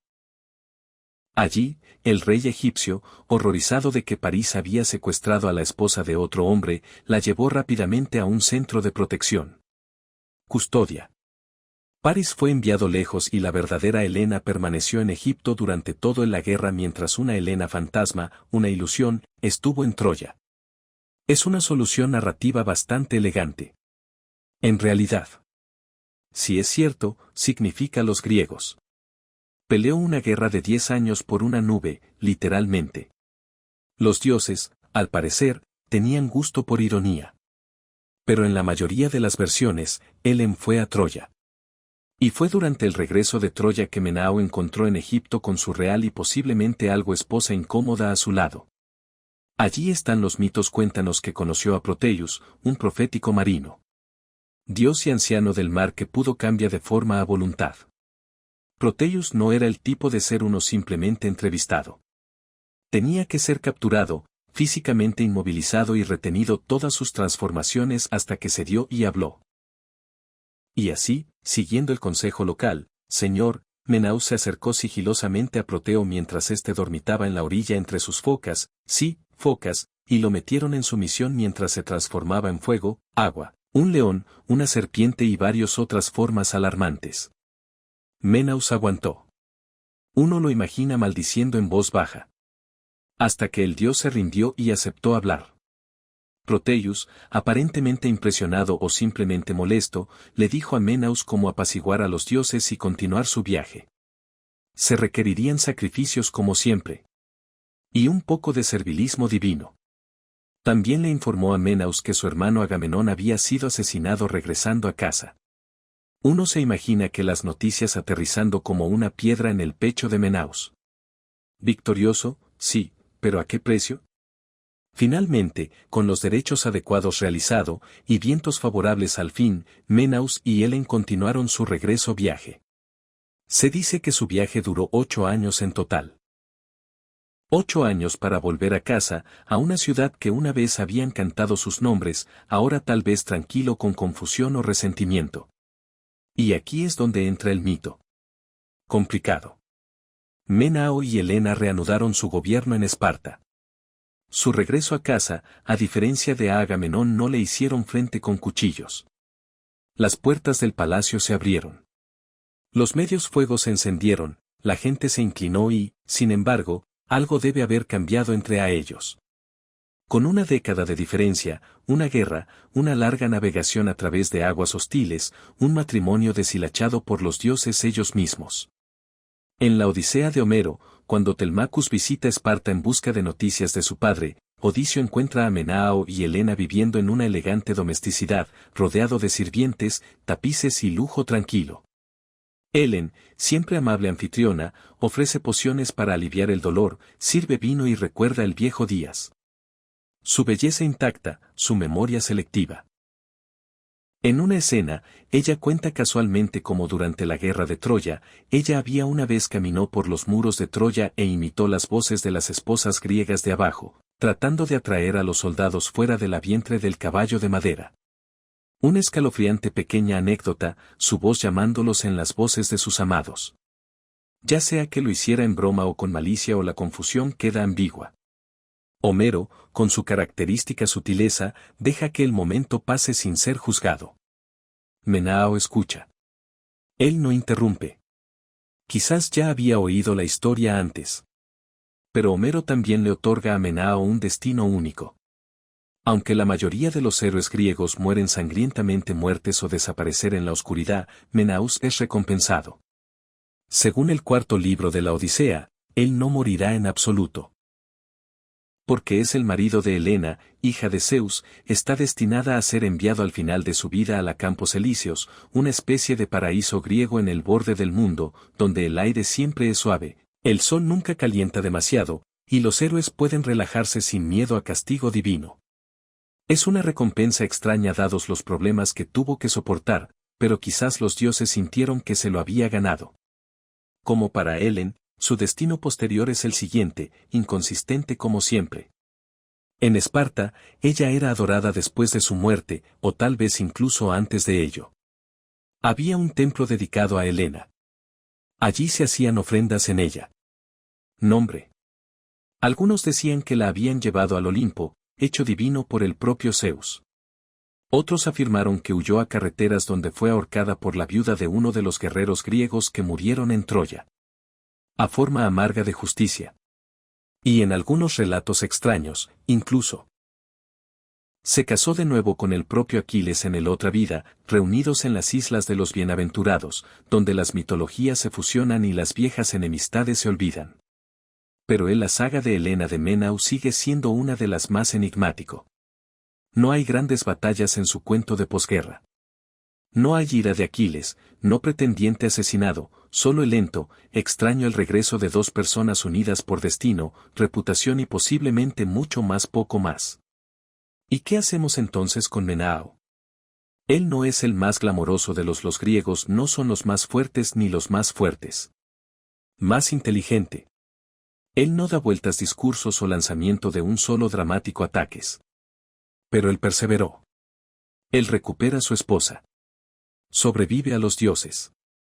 Él regresa a hogar. Él es, en cierto modo, el hombre común y corriente. La epopeya. Menos radiante que Aquiles, menos astuto que Odiseo, pero firme. Un poco desconcertado, a menudo desorientado, pero nunca roto. En la Ilíada, él lucha valientemente, pero sin gloria. En la Odisea, gobierna con serena dignidad.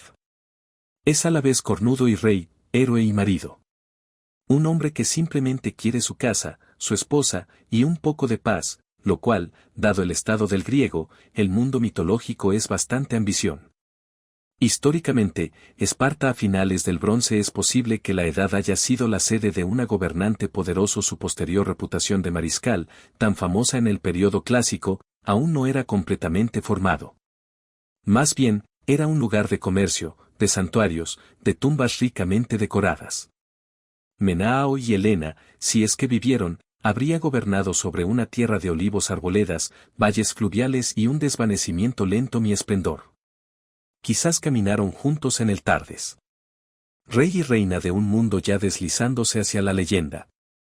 Quizás se dijeron muy poco el uno al otro. Otro. Quizás ya lo habían dicho todo durante la guerra, y el silencio fue lo que vino el siguiente. Esta noche entonces, déjense llevar. Con ellos en esos interminables mediterráneos aguas. El barco se mecía suavemente, el estrella sobre costas extranjeras, Proteus moviéndose mientras duerme en algún lugar bajo las olas, el largo camino a casa se extiende hacia adelante, bordeado de augurios y olivos. Y si los dioses lo permiten, tal vez, solo quizás el mar se mantenga en calma hasta luto. Algunos hombres regresaron de la guerra con cicatrices. Y silencio, otros con tesoro. Pero Adisis, rey de Ítaca, regresó con historias, muchas historias. Si embelleció un poco a lo largo del camino o un gran cosa, no viene al caso. Esta noche, nos unimos a él no por sus triunfos, sino por sus meandros, frecuentemente interrumpido, ocasionalmente extraño viaje de regreso a casa de 10 años. Porque para Odysseus, la guerra fue solo la mitad de la problema. El resto fue todo lo demás. La Odisea, atribuida a Homero, comienza después de Troya, y no comienza con él el rey mismo, pero con su casa en desorden. Su esposa Penélope está tejiendo. Y destejiendo un sudario cada noche mantener a raya a los pretendientes agresivos. Su hijo Telmarcus es torpe, malhumorado y cada vez sospecha más que su padre nunca volverá. Y el reino de Ítaca se está convirtiendo lenta e inevitablemente en de otra persona. ¿Pero dónde está Odysseus? Varado, por casualidad, en una isla con una diosa. Su nombre es Calipso, y ella no tiene prisa en dejarlo ir. Durante 7 años, lo mantiene en una especie de cautiverio agridulce, ofreciéndole inmortalidad, amor y una existencia sin preocupaciones. Él se niega, lo cual puede parecerle una extraña elección. Inmortalidad y divinidad, la compañía no es algo para despreciar, pero Odysseus, a pesar de toda su inteligencia, es un hombre obsesionado con su hogar. Aunque la casa esté llena de pretendientes bebiendo su vino y mirando a su esposa. Finalmente los dioses intervienen. Hermes llega con un mensaje de Zeus. Dejar que él se vaya. Calipso obedece gruñendo. Odysseus construye una balsa y zarpa solo para ser naufragó casi inmediatamente por Poseidón, que todavía guarda rencor. El dios del mar nunca había perdonado a Odysseus. Por cegar a su hijo, el cíclope Polifimas. Hablaremos más sobre esto en breve. Él se lava en las orillas de la Saría, hogar de los Fiats, que son serviciales, curiosos y, fundamentalmente, disfruta de un buen cuento. Aquí, Odysseus finalmente comienza a contar lo que ha pasado desde entonces Troya. Sus aventuras se desarrollan en un largo retrospectiva sinuosa, una especie de sesión de narración de historias de fiesta con un acompañamiento del trauma. Comienza con su primer desvío. Es Marus, tierra de los Aconees, donde los hombres saquean una ciudad y luego son emboscados. En cambio, un paso en falso táctico si estamos, ser generoso. A continuación, los devoradores de loto. Gente inofensiva y soñadora que ofrece su tripulación fruta que les hace olvidar todo, incluido el deseo de regresar a casa. Adicius tiene que arrastrar físicamente a sus hombres. De vuelta a los barcos. Es la primera pista. Ese regreso a casa para algunos podría no ser tan atractivo como se anuncia. Luego viene el Cíclope. Odiseo y su tripulación se topan con el Cueva de Polifimo, un pastor tuerto de tamaño considerable y malos modales. Se sirven su queso y vino, grosero, y quedan rápidamente atrapados adentro. Polifimas comienza a comérselos uno por uno. 1. Adicius, siempre intrigante, dice el Cíclope su nombre es Nadie, lo consigue borracho, y mete un filete afilado en su ojo mientras duerme. A la mañana siguiente, cuando Polifimas aúlla en busca de ayuda, los otros cíclopes preguntan quién es lastimándolo. Nadie, grita, y así que lo dejan solo. Un inteligente es un truco, pero tiene un precio. Mientras huyen, Adicius grita su verdadero nombre de nuevo al cíclope cegado, porque claro que lo hace. Orgullo. Él deshace a muchos héroes griegos. Polifimas reza a su padre Poseidón para que maldiga a Odiseo y el dios del mar obedecen. De aquí todo se desenreda. En Aolia, el dios Alis le da a Adicius una bolsa que contiene todos los vientos. Un regalo bastante generoso. Entonces cerca de Ítaca, pueden ver el orilla. La tripulación de Adicius, sospechando tesoro, abre la bolsa. Los vientos explotar, el barco es lanzado hacia atrás a Aolia. Y esta vez, Aala se niega a ayuda, comprensiblemente. Próxima parada, los legonianos, caníbales gigantes. Destruyen la mayor parte de su flota y se la comen. Unos cuantos hombres. Solo un barco escapa. Entonces, Cersei, una hechicera que convierte a los hombres en cerdos. Adicius, ayudado por Hermes, se resiste a su magia y se convierte en su amante en cambio. Se quedan un año. Se está volviendo un tema. Cersei finalmente lo ayuda con instrucciones, pero para continuar debe visitar el inframundo y hablar con el profeta Taidesius.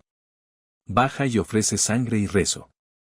En la penumbra del Hades, se encuentra con el fantasma de Elpenor, uno de sus hombres que se cayó de un techo. Él ve a su madre, muerto hace mucho tiempo habla con Aquiles, quien admite que preferiría ser un granjero pobre entre los vivos que un señor entre los muertos. Incluso los grandes héroes, al parecer, cansados de su propia gloria. De entre los muertos, Adicius regresa con Cersei y luego se pone en marcha. De nuevo. A continuación, las sirenas. Su canción atrae a los marineros a la muerte. Adicius, siempre curioso, quiere escucharlo. Él enchufa los oídos de sus hombres con cera y se ata al mástil. La canción es inquietante, irresistible, pero no puede moverse. Y entonces pasaron con seguridad. Luego Silla y Curitis, un dios de 6 cabezas. Monstruo en un lado, un remolino mortal por el otro. Navegan entre los dos, perdiendo hombres. Las cabezas chasqueantes de Silla. No es exactamente una victoria, pero es mejor que la aniquilación total. Finalmente, aterrizan en Tatia, una isla. De Helios, el dios del sol. Se les advierte no tocar su ganado sagrado. Adicius insiste en que obedezcan. Pero cuando la comida se acaba al salir, sus hombres previsiblemente masacran a los vacas. Helios se queja ante Zeus, quien envía una tormenta para destruir el barco. Solo Adicius sobrevive. Él se aferra a madera a la deriva, flota durante días y se lava. En Agia, la isla de Calipso. Y de esta manera el bucle queda completo. Allá por el presente, los fiatianos, conmovidos por su cola, ofrece a Odiseo el pasaje a casa. Poseidón, todavía malhumorado, gira su barco. A la piedra. Pero Odiseo finalmente pone un pie en el agua. En Ítaca. Él no se anuncia inmediatamente. Siempre cauteloso, siempre calculador. Disfrazado de mendigo gracias a Atenea ayuda, entra en su propio palacio y examina el caos. Más de 100 pretendientes han tomado residencia, beber, festejar y presionando a Penélope para que elija un nuevo marido. Penélope, por su parte, se ha estancado. Brillantemente. Ella les dijo que elegiría una vez que terminé de tejer un sudario para Adicius. Padre. Cada noche deshacía el trabajo del día. Para 3 años los engañaron. Eventualmente la atraparon, pero ella aún se mantuvo firme. Firme. Una mujer de genio tranquilo, Adicius, todavía disfrazado, es burlado por los pretendientes. Él soporta, espera, planifica.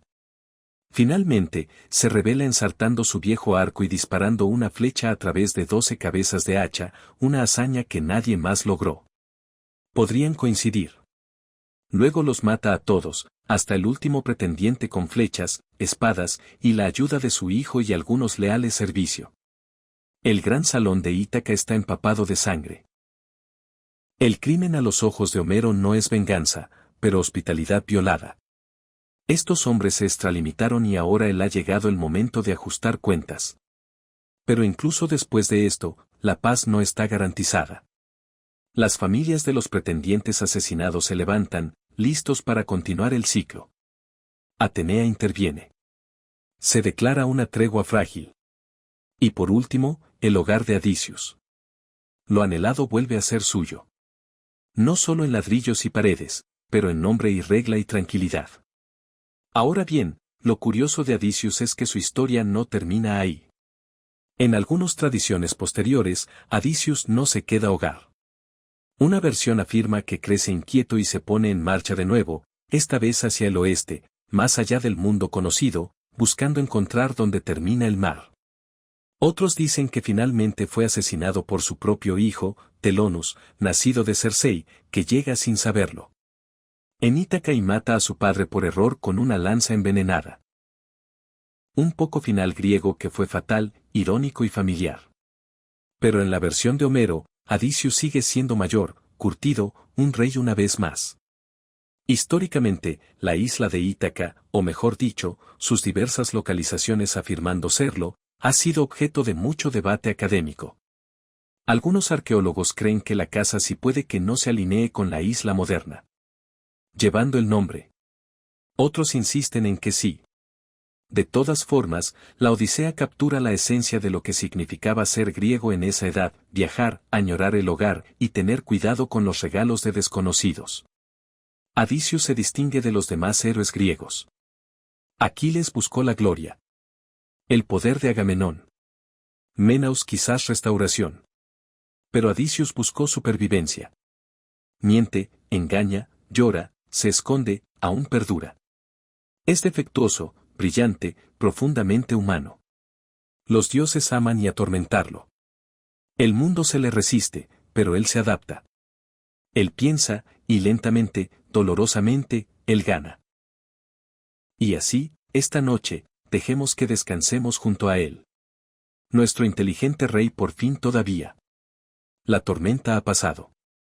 Él la mitad está caliente. Los pretendientes se han ido. Penélope duerme cerca. El mineral largo yace en el rincón, en silencio. Y tal vez, Adicius no sueña con monstruos o brujas, pero de olivos y el olor del pan horneándose y el sonido de las olas rozando suavemente la orilla de casa. Una cosa es ser el héroe de una gran guerra, otra muy distinta ser hijo de uno. Si Adicius soportó tormentas y monstruos, su hijo Tmicus se enfrentó a un tipo de prueba completamente diferente. El tipo de dificultad silenciosa y molesta que implica esperar, observar y me pregunto si tu padre alguna vez volverá a casa, o si las canciones cantadas sobre las imágenes que leemos son más halagadoras que reales. Cuando se estrena la Odisea, Telmarco ya no es. Ya no es un niño, pero aún no es un hombre. Él es, tomando prestada una palabra griega, Ntios, aún con la barbilla suave y la incertidumbre de objetivo. Vive en un palacio invadido por pretendientes, donde se come la comida, el vino se vertía demasiado libremente y los sirvientes no están seguros de dónde residen sus lealtades. La madre, Penélope, teje durante el día y se deshace en la noche, deteniendo el inevitable. Pero el tiempo, como los dioses, no espera. 1. Y entonces Tmicu se ve obligado a posición incómoda. Medio príncipe, medio rehén, a la deriva por su cuenta pasillos como un fantasma de lo que debería haber sido estado. Sin padre, sin control, solo susurros de gloria y un apretón cada vez mayor nudo de expectativa. Al final, Atenea, como suele ocurrir, cuando los hombres están en dificultades, interviene. Disfrazado de mentor, un hombre que sería más tarde se tomaría prestado para el papel de cualquier sabio consejero, aunque aquí es bastante literal. Ella anima al muchacho a hacerlo.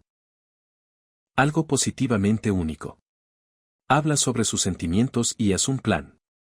Telmaco, envalentonado por el aliento divino, se embarca en un pequeño pero significativo viaje.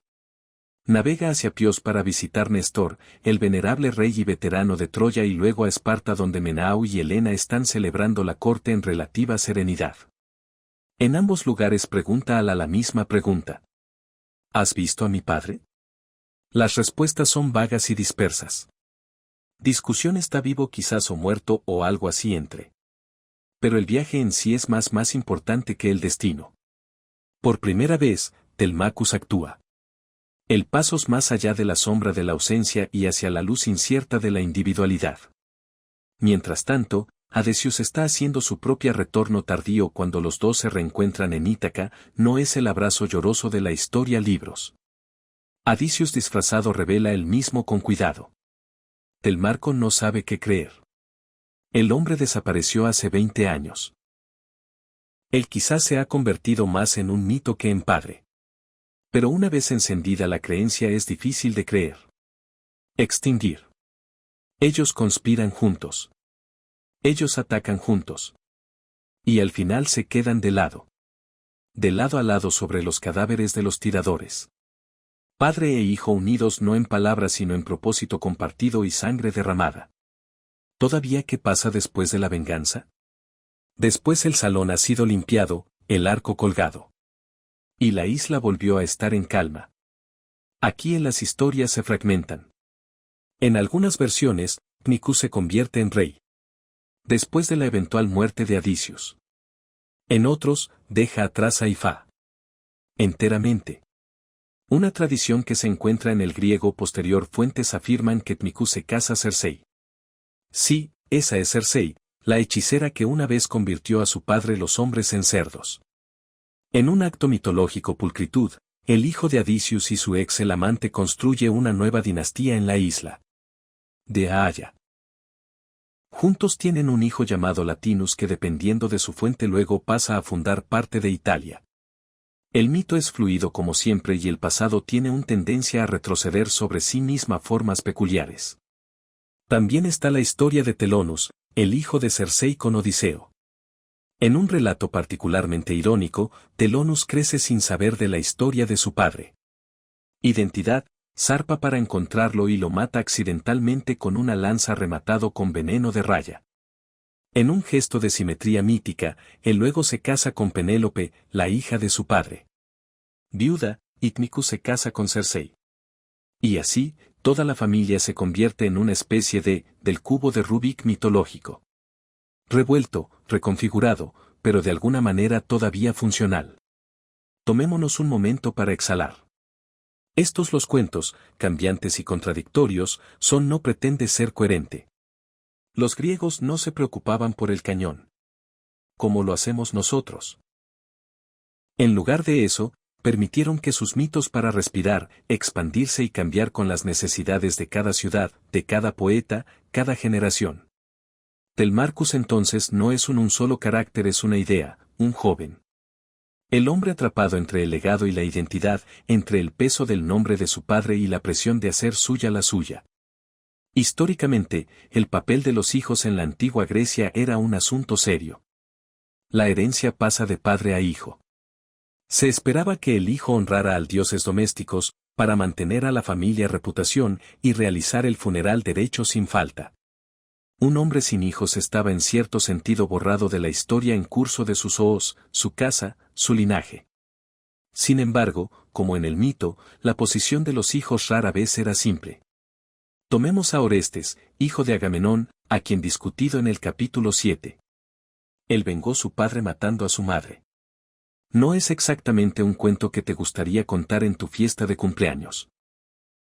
O Neilamus, hijo de Aquiles, que fue a la guerra después de su padre murió y asumió un papel central en la destrucción final de Troya y, finalmente, tuvo un final turbio, murió en algunas historias. Por arrestos, nada menos. El mito griego es un red enredada y todos quedan atrapados eventualmente.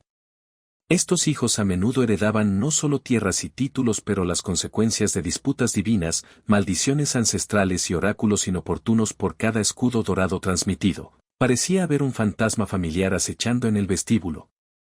Incluso Anías, un troyano más que un griego, encaja en este molde.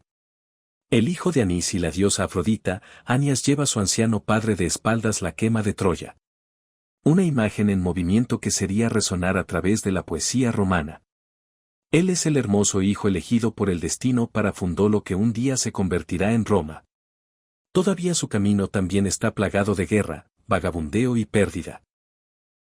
Estos hijos, como Tmicus, no crecieron en el calor de la victoria, pero en el frío cenizas de las secuelas. Heredaron historias y heridas y el conocimiento de que la era de los héroes era desvaneciéndose, reemplazado no por la paz, pero de memoria.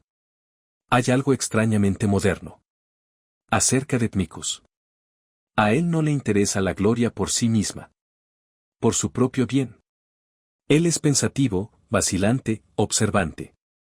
Cuando Homero lo describe en la Odisea, a menudo se habla en términos tranquilos. Él escucha más de lo que habla. Él pesa cada palabra. Él observa el dolor de la madre y lo comprende sin ser consumido por él. Él es, si te gusta la figura de transición entre el viejo mundo y el nuevo. Adicius es un hombre inteligente, disfraz y acción decisiva.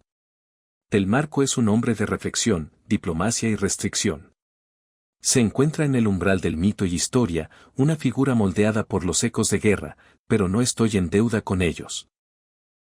De esta manera, se dirige a los griegos posteriores, aquellos del periodo clásico que miraban de vuelta a la era de los héroes como una época de tanto esplendor como salvajismo.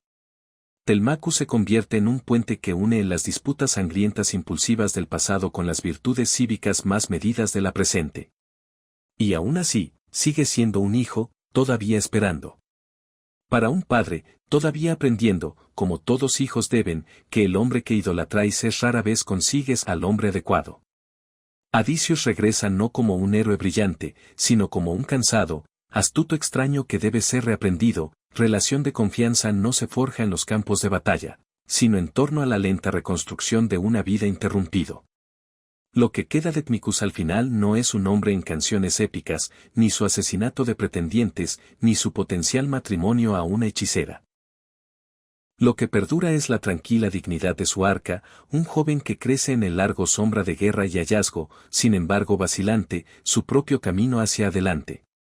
Y tal vez ese sea el mensaje final de estos cuentos postrógenos. Que mientras que él los héroes se estrellaron y se quemaron en un espectáculo espectacular. Moda, apuñalado en bañeras, ahogado en mar, maldito por los dioses, sus hijos continuó. Ellos resistieron. Ellos heredaron no solo el caos, sino la lentitud negocio de curar, de gobernar, de recordando. Porque el mito no es solo la historia de cómo se ganan los muros. Es la historia de lo que sucede después de la reconstrucción, el perdón, lo inevitable olvido. Telmacus y otros como él recuérdanos que toda época heroica debe fin. Y cuando lo hace, le toca a manos más tranquilas para recoger los pedazos. Entonces esta noche, imaginemos a Telmarcus en Ítaca. No es el chico torpe que explora el mar en busca de una vela, pero el hombre que camina por los pasillos de un palacio reparado. El techo arreglado, el traje se ha ido, el nombre de su padre todavía se hablaba de ello, pero ya no se aferraba a ello. Penélope tejiendo no con miedo, sino con paz. El viento afuera es suave, el estrellas indiferentes, y en algún lugar de la esquina el arco de Odiseo acumula polvo. La era de los héroes ha terminado. La era de los hombres y de la memoria ha comenzado.